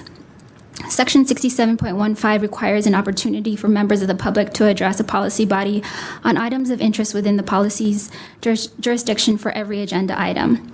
At the December 15, 2016 joint hearing on the final EIR and approval of the NRMP, the public was provided an opportunity to address the Planning Commission regarding the final EIR.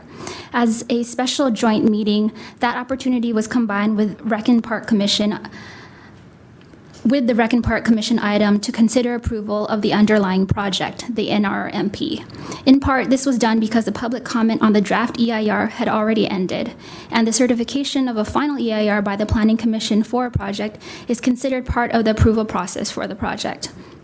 However, it is also common practice for the Planning Commission to call all approval actions for a given project together and to provide one comment period during a given hearing for all proposed approval actions on that same project.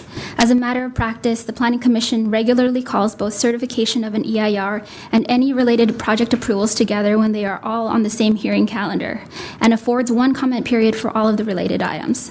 The fact that this was done at a joint hearing between two commissions does not result in a violation of the Admin Code or any other legal requirement. With regard to the draft EIR, the first public comment period for that EIR was from August 31st, 2011 through October 31st, 2011, and a second public comment period was provided between April 27, 2012 through June 11, 2012. In addition, the Planning Commission held a duly noticed public hearing on the draft EIR, where the public was afforded an opportunity to address the Planning Commission on the adequacy and accuracy of the document on October 6, 2011. As noted at the time of the joint certification and project approval hearing, the public comment period for the draft EIR was closed. However, because the certification of the final EIR was an agendized item and in compliance with Admin Code Section 67.15, the public was afforded yet another opportunity to address the Commission. Second, the complainant is incorrect in that the hearing notice for the joint hearing with the Planning Commission and Rec and Park Commission did not contain the required information on the appeal rights of the final EIR as specified in Admin Code Section 67.7G, Know Your Rights, under the Sunshine Ordinance. The agenda lists this information on page 2 of the document. In addition, the agenda item for the hearing posted on the department's website includes 2 hyperlinks. The hyperlink titled Ordinances and Accessibility, which includes the required information under Admin Code 67.7G, and the second hyperlink titled Hearing Procedures, which lists the appeal rights specified in Admin Code Section 31.15. That concludes staff's comments. Happy to answer questions.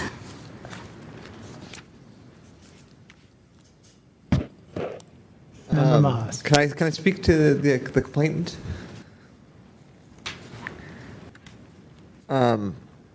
I believe in your complaint, I mean, you had said that you asked the planning commission if they would separate the testimonies on the ER from the testimonies on the SN ramp. And I'm looking at the minutes. And you said that it said no, but it looks like they did actually split it in the minutes in the end. Is that your understanding?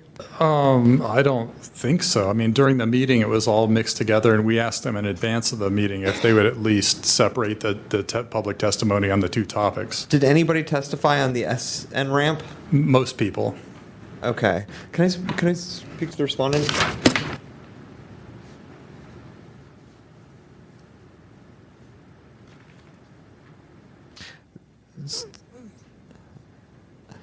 I'm sorry. Did anybody speak on 1B? Do you remember?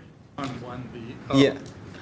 People. 1A was the main one, right? And 1B was the sequel. Well, they were both big. One was the EIR, I assume that's A, and people spoke on that, maybe, but the vast majority of people spoke on B.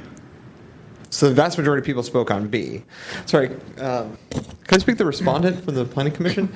I'm having trouble understanding the minutes of this meeting.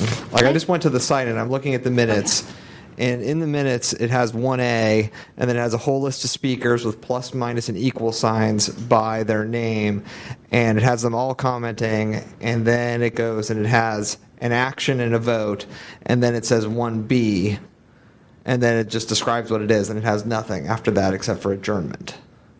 So I don't have the minutes in front of me, but I believe when we do a joint hearing and then there are separate actions, we won't note the action for the other hearing body. We will only note the actions for our Planning Commission. So if perhaps you could go to the Rec and Park minutes, and they would have their action and recordings. But yet there was only one public comment for both items? Correct. So when there is a larger project that has multiple pieces that need approval, we generally will take it as one and take a comment period or comments for that one project. All right, well, I will go try to find that thing. Well, maybe Member Highland will have some questions while I look that up. I've got a bunch of questions. The first one is I'm looking at the printed agenda, and I don't see anything that has Know Your Rights on here.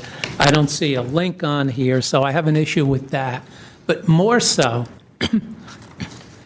regardless of how the agenda states these items, 1A and 1B, that's 2 items. And the planning department stating that there was public comment on the draft EIR, and that's fine and dandy, and it doesn't have to be public comment on the final EIR, doesn't make sense, because the purpose, as you stated, you had months and months of comment on the draft EIR. And the purpose of the comments on a draft EIR is to get public opinion on that EIR so that the views of the public and of CEQA attorneys, whoever presents, can be incorporated in the final EIR. So the final EIR is not necessarily the same document as the draft EIR. And in this case, if the final EIR was not approved, the project could not have gone forward, even if the project was approved. So I'm wondering how the planning department can operate like this when the whole purpose of the procedure is for the public who's affected by all of these projects to have input into every step of the project.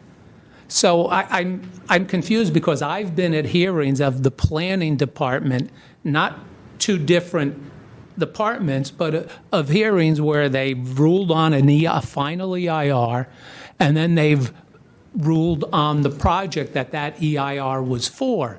But each item was a separate item on the agenda with public comment. So, I mean, how do you explain right now, my feeling is that there's violations on both of these codes. So I would need explanation by planning as to how this serves the public handling it this way. Okay. My understanding was that it was seen as a single project, and that's why they were heard together as a 1A, 1B, because that is not uncommon for the commission. I would need to reach out to staff further to see when that decision was made, kind of the details of that. Yeah. Oh, okay. And then going back to your Know Your Rights, so what, can you explain where, because I felt that we did meet that requirement. Could you hand that copy? I believe from Ms. Silva's explanation, if you look on page 1, under ordinances and accessibility, that is the link to the section where it would have the Know Your Rights information. It's not printed directly on this agenda, but they have provided a link to that section. And then I brought a copy of the PDF agenda from that hearing, which has the Know Your Rights on the second page. Okay. So I don't believe that they post a PDF online. They're different versions. Okay, so if in your online, where did you say the link was? Let me see, Victor. Can you click on that? I believe they're stating that. Doesn't look like, well, let's look at it. It probably won't work from. Yeah, it won't, yeah, okay. But the looks of it doesn't look like a link. On Victor has it. Just to make I believe that is a link to what you're talking about. Yes, those are live links in bold. Well, okay. All right. I mean, I feel like there's a lot to unpack here. Like, I'm just like looking at the minutes issue, and I'm just getting caught up in potential violations left and right, just trying to sort out what happened during this meeting. Yeah, I'm kind of confused as to there's two sets of minutes when it was one meeting. Yeah, and the minutes from the Parks and Recreation and Parks Commission just don't match up to anything at all, which is really odd. Through the chair, perhaps the clerk can give us some insights. Do other bodies do this? Two or more departments combine, and if so, have you come across this issue before? Yes, there are joint meetings on many occasions.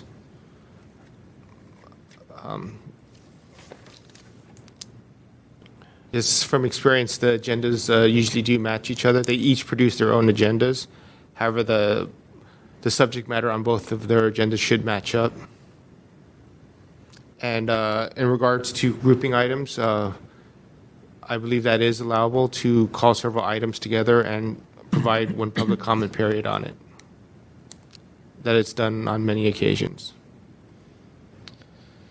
Yeah, I mean, we've called items together, but we provide the full amount. Like if you have 3 items, you'll get 3 sets of 3 minutes, 9 minutes. I mean, that's how we've handled it in our particular task I believe force. that's how the task force handles it, but other organizations do group items together, and and provide one public comment period, such as the budget for the city and county of San Francisco. They'll right. group several items related to the budget. You know, they're talking about the entire budget, but there are several files involved in the budget. Yeah, I'm aware of that. We've tackled them on that in the past as well. Yeah, but to me, the fact that 1A needs to be voted on before a project can happen. And if 1A is not approved, a project can't happen until the EIR is approved. So even though they take these as one item, they're really two distinct items, because even if 1A fails, the commission has the option of hearing 1B to see if the project would pass.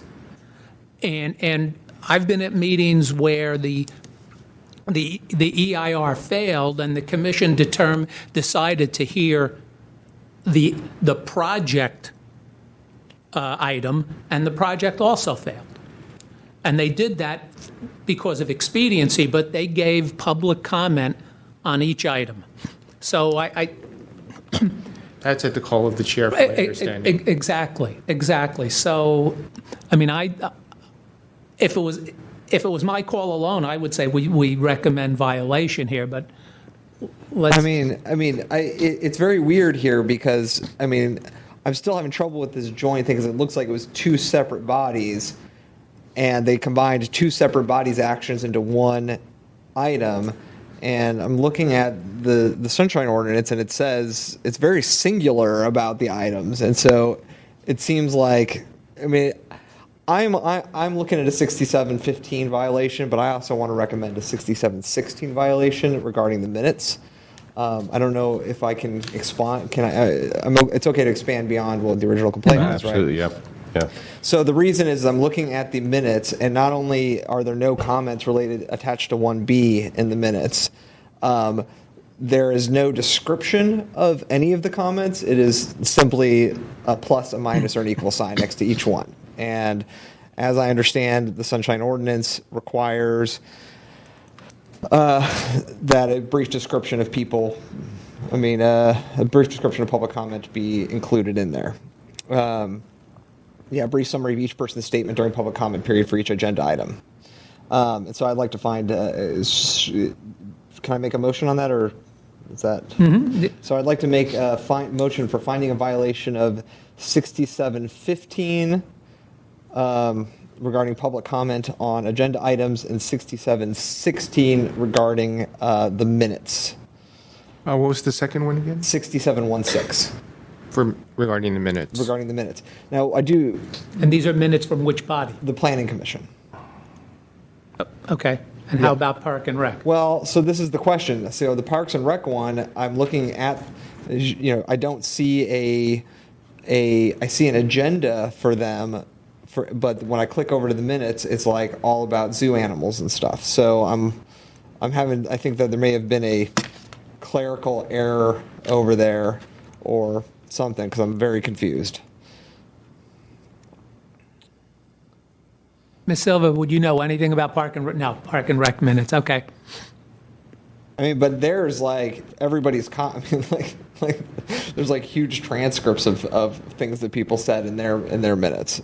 So I'm having trouble reading it. So I would say let's just go ahead and do it for both. It's a joint commission. The complaint's not against Recreation and Parks. What's that? Oh, sorry, I misunderstood. But the Recreation and Parks Department's not before us today. Right. So it was a complaint only against the Planning Commission. Department. Why was Department. the Planning Department? Do we not have the power to also go after Rex and Park? I think that... Or recommend? After all, we're recommending to the task force, so... Right. We could recommend to open up an investigation. Okay, so we would have to reschedule, as they were never notified of this, so they have not had the opportunity to respond. I have just one quick question, Ms. Silva. So when they have a joint meeting, the planning department sets all of this up? The two commission secretaries work together for the two joint commissions. So, okay, so now now I have a question, because the complaint was against John Raymond, the planning department, right? Mr. Borden?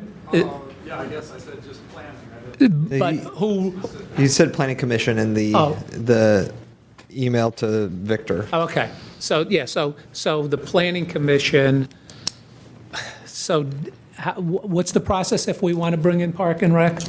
We got to postpone it to the May full task force. They'll have to be notified and get due process. And Park and Recs would also be responsible, would also be up for the violation on both, because they're running the meeting also. I would love to have them both in here and figure out what the heck happened here and get answers from both. And so as far as it is now, both names are on the same agenda. And so I would say that they both need to be held accountable regardless of who it was filed against. Okay, I'm fine with that. Okay. Should I rephrase the motion, or? It's yeah, I mean, and you could separate it, you could have the motion and then have a further recommendation to include Wrexham Park, because this would, then it's going to go to the full task force, and then you would then notify both parties to appear before us. It would be at your discretion how you want to proceed with this. I can go. Okay, so let me formulate something. So what if I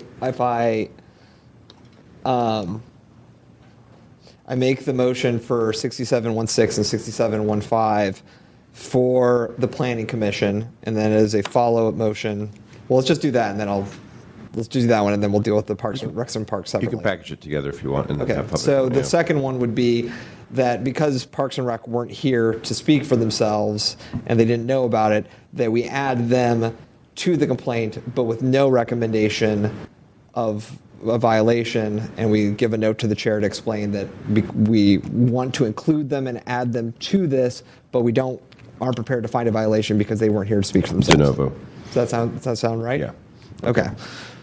And what do you believe that Wreckham Park's potential It violation? would be the same ones, 6716 and 6715, but because they're not here to explain themselves. Okay, and would that have to be pushed off to May, because there's only 2 weeks Yeah. to April? I believe that would probably be best. Okay. Okay, so Just to confirm, the 67.15 violation, could you provide a brief explanation? the 6715, sorry, Right. I've just gotten lost here. So 61715 is for not taking it's the issue of not taking public comment on both items, for bundling them together. For not having separate public comment. Yes, that's correct. And then 67.16 is for issues related to not including summaries of people's statements on their Summaries of minutes. statements. On the minutes. Or inadequate minutes. And then, do you want to? You have any recommendations regarding the lack of Know your rights. Know Your Rights on the online version? I So- believe their PDF version does have it, but the online version, they provide a link and they don't provide the text in it specifically. Yeah, that should be corrective going forward for them. Okay, so which section is that then? 67.7G, let's see how it reads. 67.7G. Agendas for public meetings must include a Know Your Rights section, online and in writing. Is that what we're saying?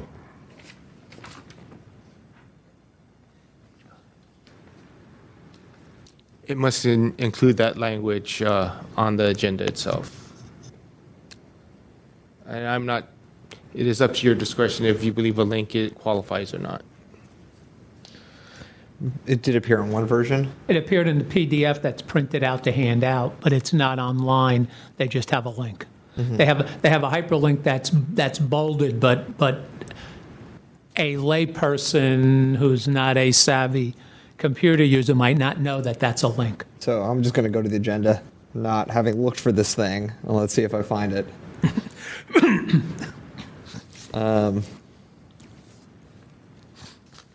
I mean, all right, then let's just go and include that too, because Yeah. I did find what they were looking for, but if I'm looking for the term "know your rights," like that's not in there. So Right. okay,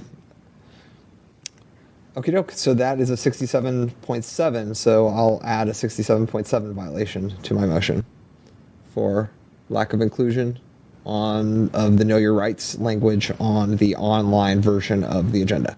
Yep. That you keeping track of it all? Make sure. Okay, so that All is right. my motion then. Before we go any further, would you like to ask if the complainant has any objection to adding recreation and parks to the complaint?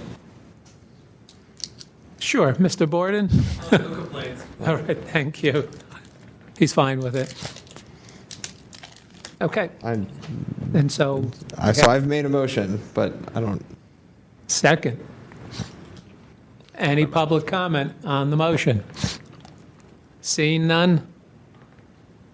On a motion to find violation is 67.7G, 67.15, and 67.16. On that motion, and in addition to that, is to expand it to include the Recreation and Parks Department. On that motion, The commission, the Recreation and Park Commission. Commission. On that motion, Member Highland. Aye. Highland, aye. Member Moss. Aye. Moss, aye. Chair Kanata. Aye. Kanata, aye. This matter will be referred to the May meeting of the Sunshine Ordinance Task Force, and Recreation and Parks will be notified. And just to clarify, Recreation and Parks, portion of it is a referral without a recommendation at this Correct. time.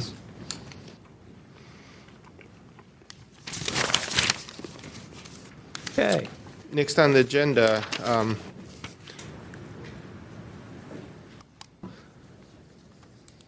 is Ms. Christensen present? Why don't we take a 7-minute break until 6? Wasn't Yes, that just so the other time? members are aware, Ms. Christensen is at a conference in Sacramento, and she is on her way. And we delayed the meeting until 6 o'clock to allow her time to return. So at this time, I believe we're on a short recess.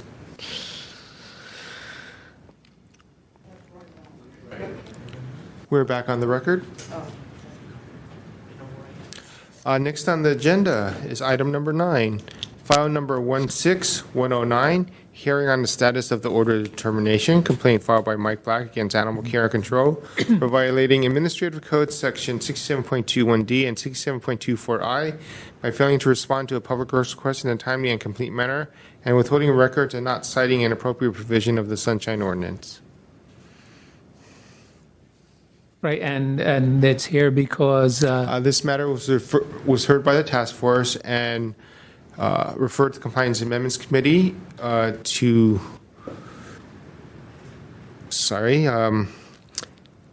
with a request to the respondent to provide records related to the city's dog leash with a H, not a E, laws for the period of January 1st, 2014 through February 1st, 2016, and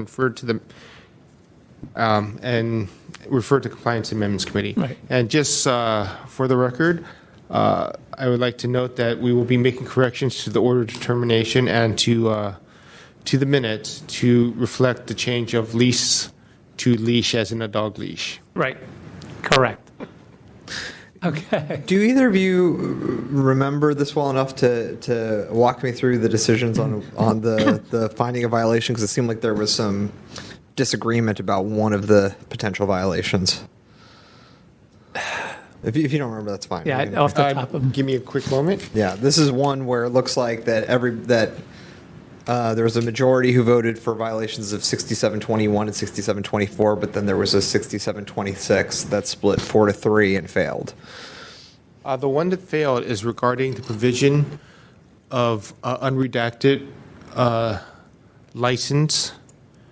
I believe there was information on it that was redacted, and I believe it was voted upon that the redaction was allowable. Okay.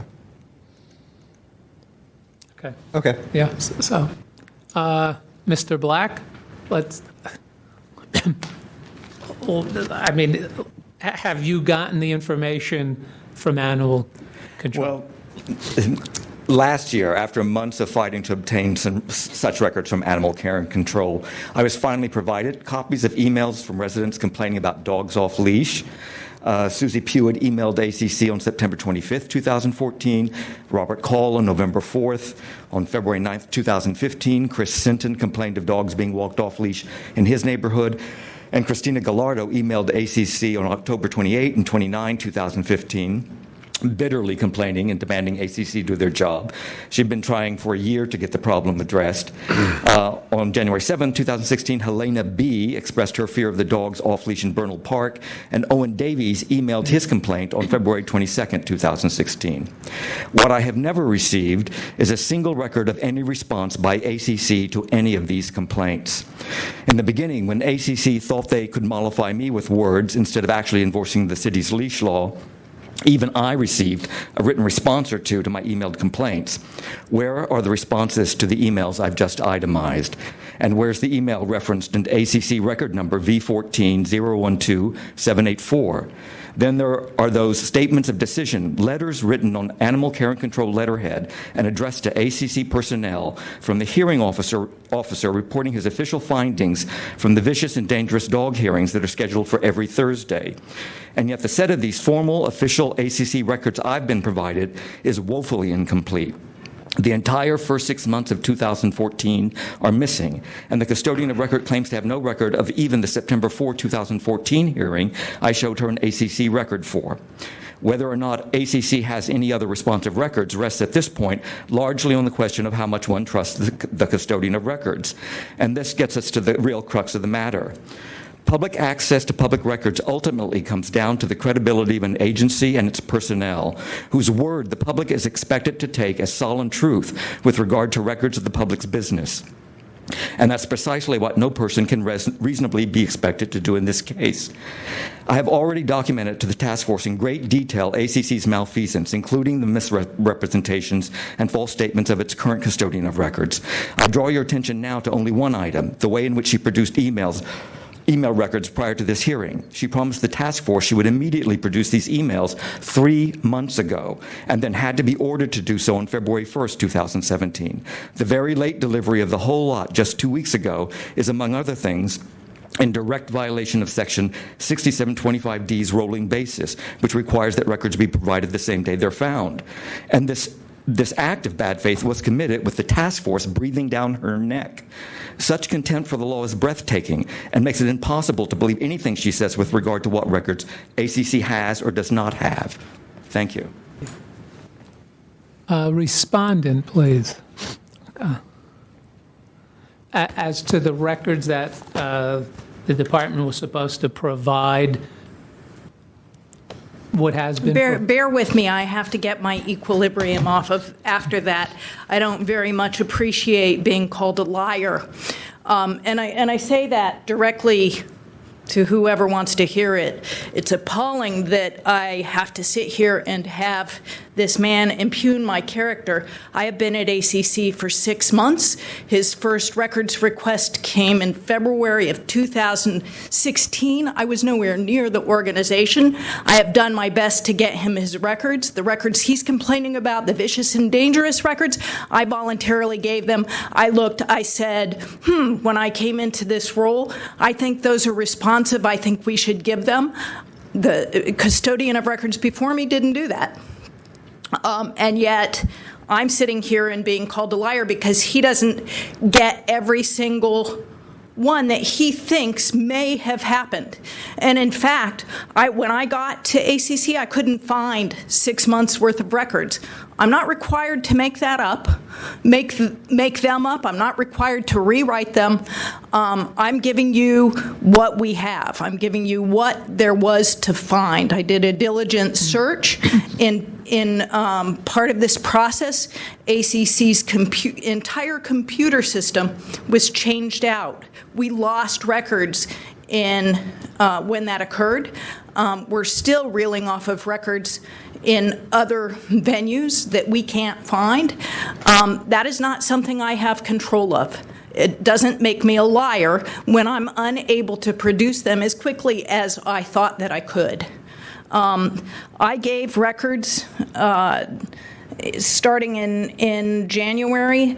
I gave records for vicious and dangerous decisions from July to December 2014.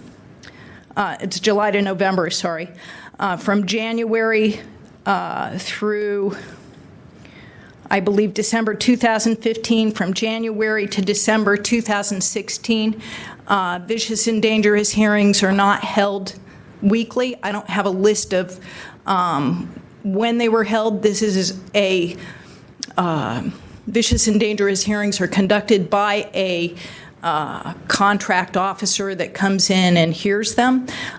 There is a responsibility for that process between ACC and the police department. In addition, on the 27th of February, I gave, or I sent emails that are approximately 50, 60 additional pages of emails that I don't believe he had been provided before. They were the ones that I was able to find. It was quite the process to look at what had been sent to him compared to what I found in the different computer systems that I had to look, and it took a tremendous amount of time and organization to do that. I believe I got what there is to get, and I did my diligent best and spent hours and hours and hours getting it. Question. Could you tell me a little bit about this? Sorry, through the chair. Sorry. Actually, before you ask that question, I would like to state for the record that Mr. Black, we've worked with Ms. Christensen before. She has a career of 16 years at HSA. So going forward, please, let's talk in respectable tones and don't make allegations that are not founded. Thank you. I documented everything I said. Thank you. Go ahead. Could you tell me a little bit more about this catastrophic computer system issue? I don't know if it was a catastrophic. Every single computer at ACC was swapped out and upgraded. There wasn't a test on the programs that we use on a daily basis before doing so by the IT department, and consequently, not everything worked together well once we got it back. It wasn't something that ACC asked for or planned. It was something that the city had in its regular plan of swapping these things out.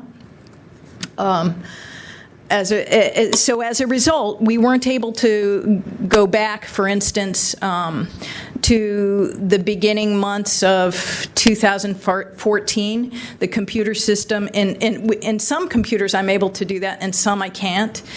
In the ACC general mailbox, I haven't been able to go back that far. My understanding is it goes back to Microsoft's servers, and we can't get them. They don't save them in the same way that the old system was saved. I'm not a computer person, as you can tell, but that's what the explanation that I've heard is. I also know that we've lost some key video systems and video that are being used in other processes. And have you communicated? Was it the Department of Technology that handled that? Or? Yes. And have you communicated with them to try to figure out? I'm sorry, it wasn't the Department of Technology. It was ADM IT. ADM IT? Yes. Administrative Services. Administrative Services. And then, but if I'm not mistaken, DT handles the Office 360. Is the general mailbox and Microsoft 365 email system? Yes. Sorry. And so you checked with the admin IT about seeing if you could access these things that had gone missing? Yes, over and over and over. And what was their response? I worked with the head of ADM IT and with one of the computer technicians there to try and access the information. And did you just happen to check with the Department of Technology about whether the Microsoft archiving of email issue? I did not do that. My understanding was that ADM IT was doing that.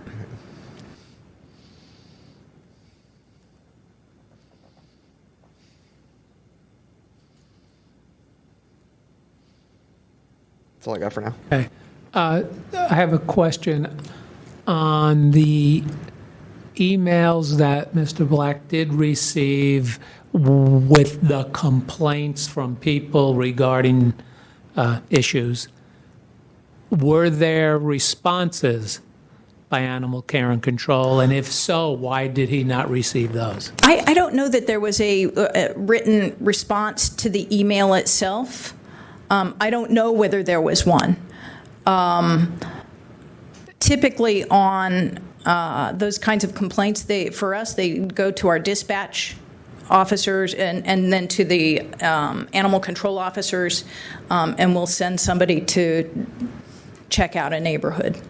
So there may be activity numbers that are related. I don't know. But if I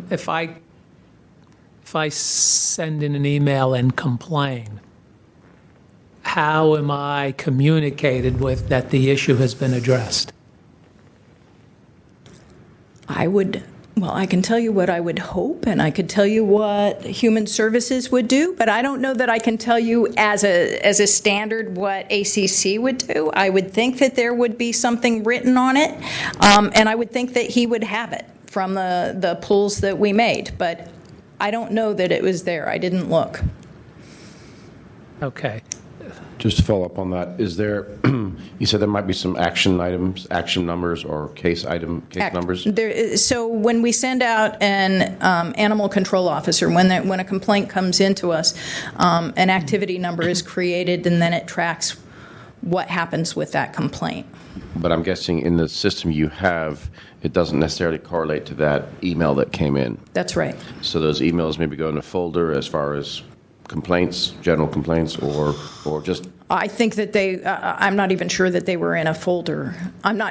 Some may have been, some may not have been. I checked and pulled emails from folders and from the general ACC system that it didn't appear we had sent. So you did searches on like off-leash or complaints or whatever, you just gathered these initial, okay, and that you have provided to him? Yes. But of course, I think there were 6 keywords, and I sent you what those keywords were that we were using initially when the request came in, and then I ran them in both on people's hard drives, several hard drives of key staff members, and then I had.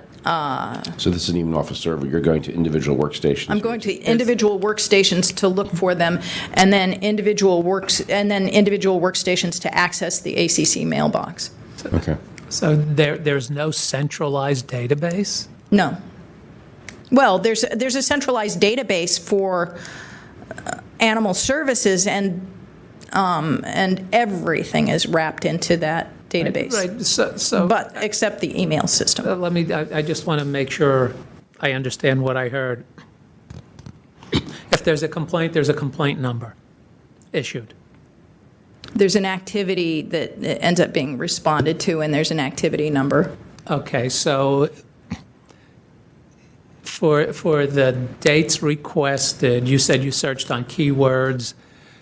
I searched the email system because that's what was missing. That's what the complaint was that was missing. We also provided 1,700 records to Mr. Black last year that were activity records, all the activity records for 2014, 15, and 16, up through August. And so if you have an activity record, is everything associated with that activity number not in one place? No. Okay. We have a very difficult to use, antiquated system that was created 30 years ago and updated periodically since. It is what animal shelters use largely in the state of California. And he said there was one piece that he felt you had not sent him yet. I mean, you're saying that you don't. I sent him what I have. Okay. I went through. I have looked in. There's several places where piles of past vicious and dangerous dog hearings may have been, or where I thought that logically they may have been. I have searched our warehouse, our storeroom, the ACO, Animal Control Officer headquarters area, and the former custodian of records office, and they aren't there. They were not ever put into any kind of an electronic format, so it's not like I can search for them. I have, since this request and since this problem of not being able to find those, I have asked the hearing officer to provide them to us electronically now, so that this won't happen in the future.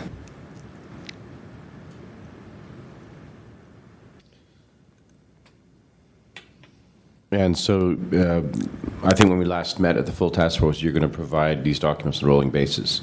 You've now provided everything. I've provided everything I think we have that relates to his original request. Okay. Could the complainant approach? I think there are, he's right. There's absolutely gaps in terms of some emails are missing. You can see we had them at one point. At the point that I looked, I didn't have access to them. They weren't there. Okay, so they've been. They either got lost in the changeover of computers, they were moved by a clerk or something like that. But when I went to see whether or not I could find them, and I knew he gave us a handful of records that he said we didn't have. Some of them I was able to find, and some of them I was not. Okay. Could the complainant approach, please?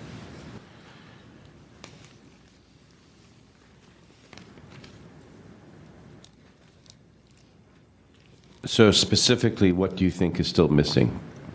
And make your answer brief, please. The things that I really do expect are there are responses to the 6 emails of complaints. Because I always got a response when I emailed a complaint in the beginning. And what kind of response was it? Was it like a canned template, or was it a human responding saying, well, we will look into? Human. One from Captain Denise Bongiovanni.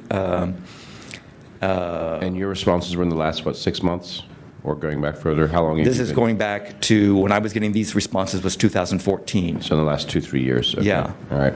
And and you've asked for documents from 2014 to present, right? It was originally to February 1st of 2016, and then a later request that I submitted got to August 11, 2016, because everything had been going on for so long. All right. As you're hearing, the system they have there is less than perfect, and she's obviously done a lot of work to dig up what she has been able to give you. What else do you think is still missing? You think there might be responses to these complaints saying, okay, we're going to send an officer, or we did this, or we attached this action number to it.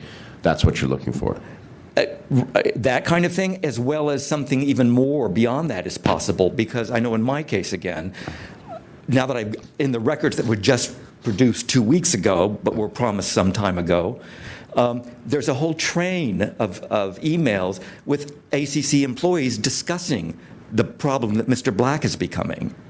So I don't expect everybody became the problem that I became, but I'm sure Christina Gallardo, who'd been trying for a year to get the problem solved, or at least addressed, I'm sure there's probably some communications that are there, and I can't prove that they're there. It's just logical that they're there. It's not credible that there isn't some kind of email communication between the employees of ACC, given what I've already been provided.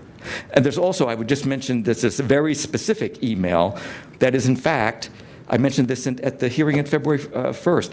There was a violation record. A violation record is kind of the whole shebang. It has the activity number, it has the violation number, it describes the dogs involved, the owners, the addresses, and it says on it, person is reporting constant dogs, something like constant dogs off leash, see attached email. This is December 21st, 2014. I have no email from that period of any such thing. And, this is the only way I can prove what should be there logically and reasonably. Okay, thank you. I mean, my instinct here is that, Ms. Christensen is recognized by this body, and I think a very professional person in the work that she does. And I certainly would take her at face value. I think it might be worth just continuing this an additional maybe 30 days if you want to perhaps go in and reverse engineer those searches or those keyword searches to see if specifically you can find any responses to the 6 emails that you have provided. Would that be a fair approach? Sure. I will specifically go and look for responses to them. Okay. And did you want to speak to the microphone, please? I was just going to say I would offer to the committee a copy of what I've just said, which has the dates. Into the microphone. Talk to the microphone. I can. No, that one. No. I was just going to offer to what I just read, which has the detailed dates and the violation number, and so that. Yeah, that's please give that to Victor, and then he can pass it to Ms. Christensen. Okay, and I think I'm happy to do that. I'm happy to look for any specific record that Mr. Black thinks we haven't given him. I will personally go and look for it. And I appreciate that I wasn't able to get the emails out in the time that I thought that I would. It wasn't for lack of trying. Yeah, I think this body recognizes that you have a hard system to deal with there. I think what might be useful too, Ms. Christensen, is from the email that Mr. Black provides, maybe create an index and just check off, look for this one, keywords used, just to satisfy that that extra effort was made. And I know that I certainly believe you that you have made those efforts, and appreciate the fact that you'll continue to do that. So I would recommend a motion to continue this to the next CAC meeting, pending those two documents. Am I understanding correctly that there might still be a request from admin from ADMIT to the Department of Technology over emails that might still be on the 365 server? Is that the status? So I think we should probably check on that too. I think we should try check with ADMIT. Is that an actual? I've never heard of that department before, but that was my ignorance. Victor, can we check with ADMIT to see if they are handling that? Can we request that the department check with them? Because I am not even sure who they are. Perhaps Ms. Christensen could do that as part of her follow-up. And can I get I'll send you names and the gist of conversations I have with them. May I get a clarification on that? So I was just, if we're waiting to see if more things turn up, then if it was on this IT department to check with the Department of Technology, I would like to know the outcome of that. So we want to ask if ADMIT checked with the city's IT department. Yeah, and if not, then we need to check with them, or maybe the department needs to check with them. So it is to request that to check to see if ADMIT has conferred with the city's IT department regarding lost emails, and if not, that they should check to see if that can be retrieved or not. Yes. And in addition to that, to check on the 6 emails listed and to see if there's any additional information regarding that matter. I believe, just reading through this, I believe the responses to the 6 emails that you've already provided, 6 complaints, if there are responses to that. I would like to let Ms. Christensen read this quickly before we end this, just so that we're clear on what's going on. Okay. Okay.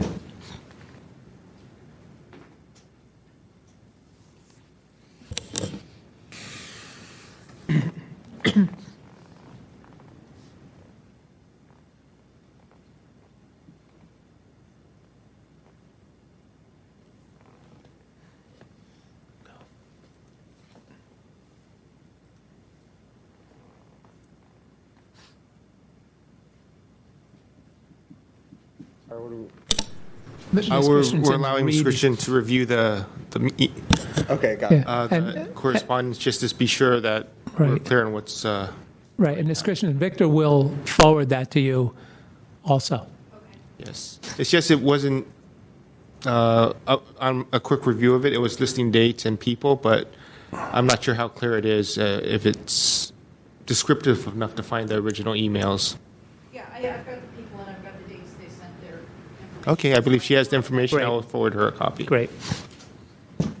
Okay. So we have a motion, right?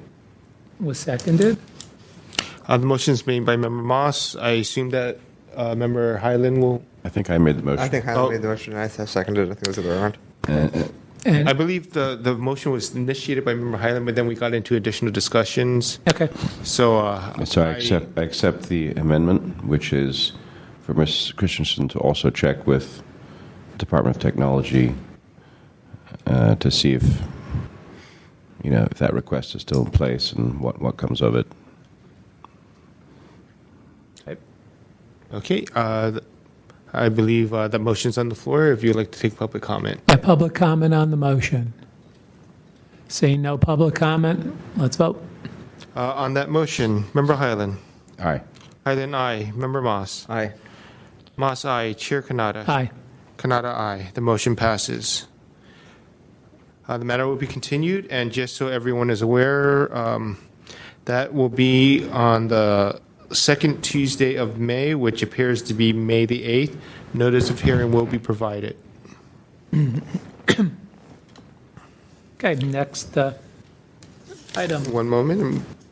We've already reviewed the announcements and questions. We have one item that is pending that was, it's a hearing of order determination regarding Rehars versus the public library that was heard at the last meeting of the task force and recently referred. That'll be on the next agenda. Okay, great. So are we going to discuss that a little? It's to be scheduled. I just list items that will be scheduled, but. Right. So, well, if I may, through the chair. So I think that if we're having this Ray Hart's complaint, and this is the one about the public library not having an agreement in place with the Friends of the Library, as required by 6729-6. And it strikes me that when we had the hearing before the task force, there was no public records request involved in this, and so there was no documentation to review. And I remember the Chair Wolf had said that when we were hearing some of these complaints, that if it makes sense for us to ask for records, we should go ahead and do that. I think in advance of this hearing, we should ask for everything that the library has regarding 6729.6, dating back to 1999.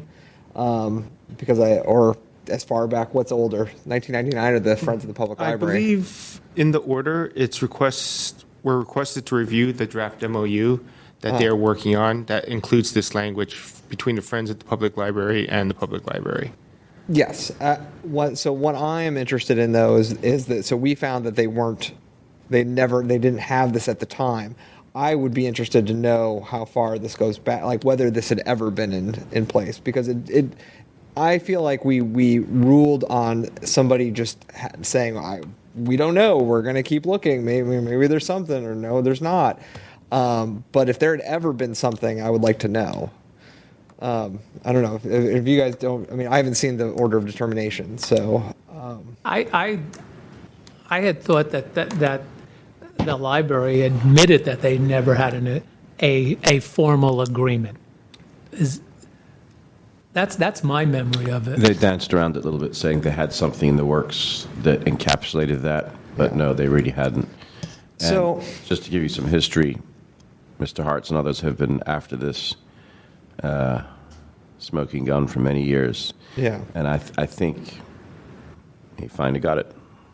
So it'll be interesting to see what the city attorney has to say on their behalf. That'll be worth reading. But anyway, we can certainly start the process and ask for all the...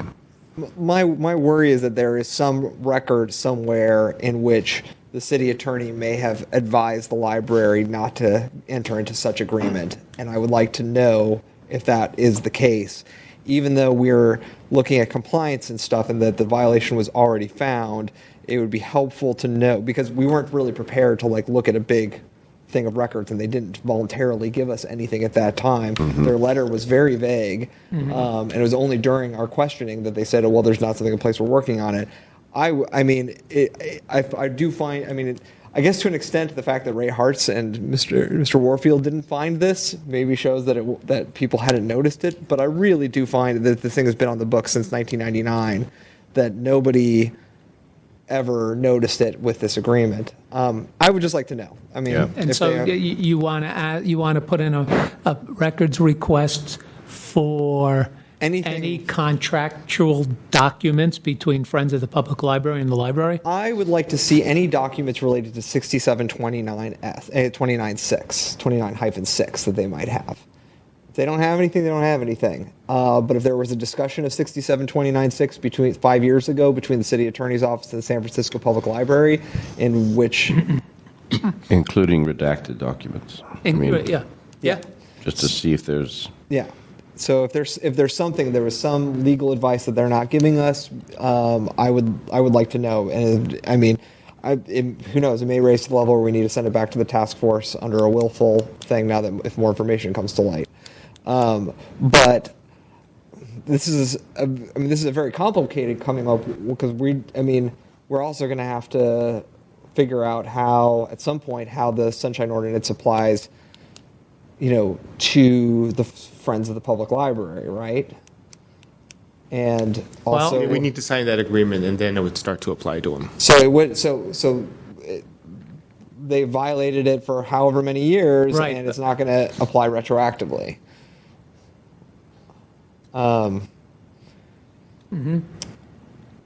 Okay, so how do we go about doing that? If you can word your request that I can send to the library Yeah, I can do that. But we're not doing this for another 2 months, right? Yes. So I would like to get it off to them so that they can begin the research. Well, I'm just going to write it as an IDR. No, I'm just kidding. I'm sure it'll. I'll work on it with you probably over the weekend and get it to you. And a lot of work between us. What's that? A couple of emails or communications that we need to work on. Probably put in language about on a rolling basis, because they're going to have to spend some hours going back that many years. Okay. Assuming they have a nice searchable database, which they probably don't. I think their answer will be, well, we have nothing. So I'm sure. They may have already pulled this. Right. They may have already, in anticipation of what has now transpired, they may have already pulled all this documentation, and they just may not have provided it to us. So. We should probably do this as a motion to make this request. All right, just so to be I safe. move to file a public records request on behalf of the Sunshine Ordinance Compliance and Amendments Committee with the San Francisco Public Library regarding documentation, records that relate to 6729-6, dating back to when it was added by Proposition G in 1999. And let's just state 1999. Let's say... should we name Luis Herrera specifically? Not necessary. No, I would like just the San Francisco. Do we want this specific to the public library, Friends of Public Library, or just any document? Should we do it to the city attorney's office just in general for advice that they may have given to other departments on 6720? Yeah, and I would name somebody. This is just a records request. This is not a complaint. Yeah. Okay. So I'll do the city attorney's office, and we'll do. So I'll do the San Francisco Public Library, San Francisco, and the city librarian, Luis Herrera. Is that? Yes. Yeah, that's good. City librarian and the public library regarding documents related to 67.29, going Dash back six. dash 6, going back from 1999 to present. Yes. And is it related to specifically to Friends or in general or to advice? With the San Francisco Public Library, I'm going to want to do it towards Friends. I think with the city attorney's office, I may phrase it a little bit differently, but I want more of a general legal advice about how to handle 6729.6 and other guidance they may have given to departments. I mean, I don't want them to pull every document that has ever like contained the entire Sunshine Ordinance. Right. Like, I'll be a little bit more refined on that. Yes, I believe we have the general idea, and we'll provide specific language. We'll write more detailed language to send off to the city attorney and to the public library. Right. Yep. All right. So I will make that motion. Just one caution in that if it is an advice letter to the city, to the public library, they will most likely claim attorney-client privilege. That's why I'm saying. Like, But if the they library claim, can. I'm just stating that. Right. Well, the library can, if it's from the city attorney. No, they no, can- I believe we're going to have two requests, one to the library for specifics about the Friends, Yes. and then one to the city attorney in general, how they advise Library. departments regarding this Right. portion of So the it's, Sunshine Ordinance. Yes. what Victor is saying is that it's possible that the San Francisco Public Library will say that they have a document, but it's not responsive, or that they have to withhold it because it's a legal opinion or something, right? Right, and it would still be interesting to know if that document existed. Right. So that's why I was saying words about redacted versions of that document also as part of this request. Okay. So that they'll just stonewall and say, that'll add another 2 months to the process. So if they Sounds are redacted, please provide what can be provided with redactions or what's deemed not to be attorney-client privilege document, something along those lines, anticipating that there will be some. Okay. That works. I don't believe there are any members of the public No, in the room right. at this time. Can we take that motion without objection? Yes. That, I believe that now completes our agenda. Well, sorry, can I just raise one more Yes. future agenda item? So I've mentioned this to Chair Wolf for a potential full task force agenda item, but recently when I filed a request with the SFPD, they automatically enrolled me in their online public records system and created an account for me and I had to log in order to obtain records. Somebody else contacted me on Twitter having had the same experience. I feel like this might be an abuse of AB 2853, which we wrote a letter on. But if in the event that it does not rise to a priority of the full task force, knowing the full task force wait, I would hope that in 2 months we could maybe have it in here and have someone from SFPD discuss it, because I do not think that they should be forcing you to create an account on their site to get records. Right, So. there should be an anonymous way to get records, absolutely. I mean, it's anonymous email, but even still, it's the law changed so they can send you a link, not that they can send you to a page where you have to go through all the process of creating a password and and creating an account stuff, and that's just not necessarily good security practices either. So Right. anyhow, so if that doesn't come up in the full task force, I'd like to talk about it here. That's Okay, it. great. And then I just have one announcement, just a reminder, I will not be here in the May committee meeting. Me neither. Yes, we will bring that up on the March 1st meeting to try to get some.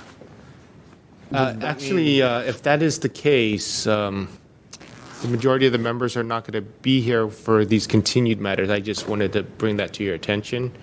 Having two alternates to discuss this matter is tough. Member Moss comfortable working with two alternates on these issues? Actually, there are multiple issues. I mean, I don't want to put it off. I don't want to put it off 4 months.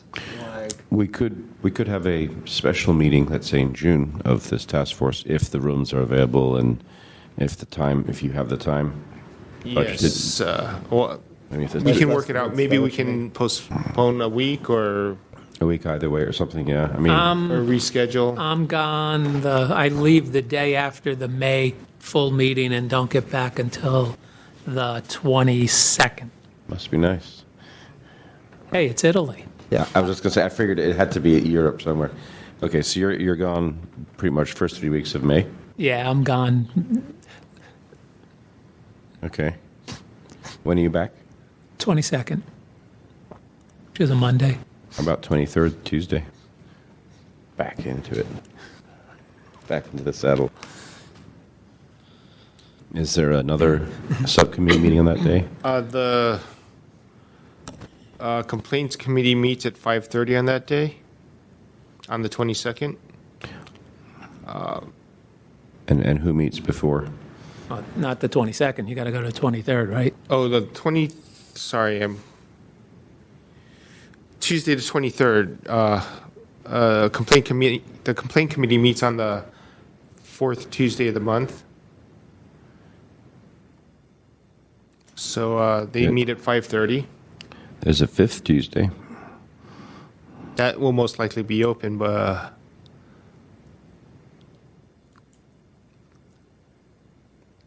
we can discuss this as we go along, see what kind of responses we get. Yep. I mean, I'm good on that 30th, on the May 30th as well, so. Or the 29th for me, Monday or 29th, Tuesday. either way works for me. 29th or 30th of May. Yeah, well, the 29th's Memorial Day, Oh, well then. right? So, I mean, just throwing that out. I don't care. No. Yeah, but it's a city holiday, right? It's a city, yeah. Yeah, so. So Tuesday the 30th is our option Mark right that now. down as a potential, I guess. Yes, and just be aware that actually, never mind. I just keep thinking that Wednesday is the next meeting, but it's not. Right. It's not, it's a week after, Yes. yeah. So that would be approximately a 3-week delay from the original scheduled date. Which is way better, I think, than putting it off 4 months. Yes. Or 2 more months, yeah. And I think because there are so many continued items, it'd be best to have as much of the same composition as possible. Yeah. Yeah, I agree. And that'll at least give me some time to reacclimate to having lousy cappuccinos. I will be in communication regarding rescheduling that meeting. Okay. Great. Is there a motion to adjourn the meeting at this time? Move to adjourn. Second. Meeting's adjourned.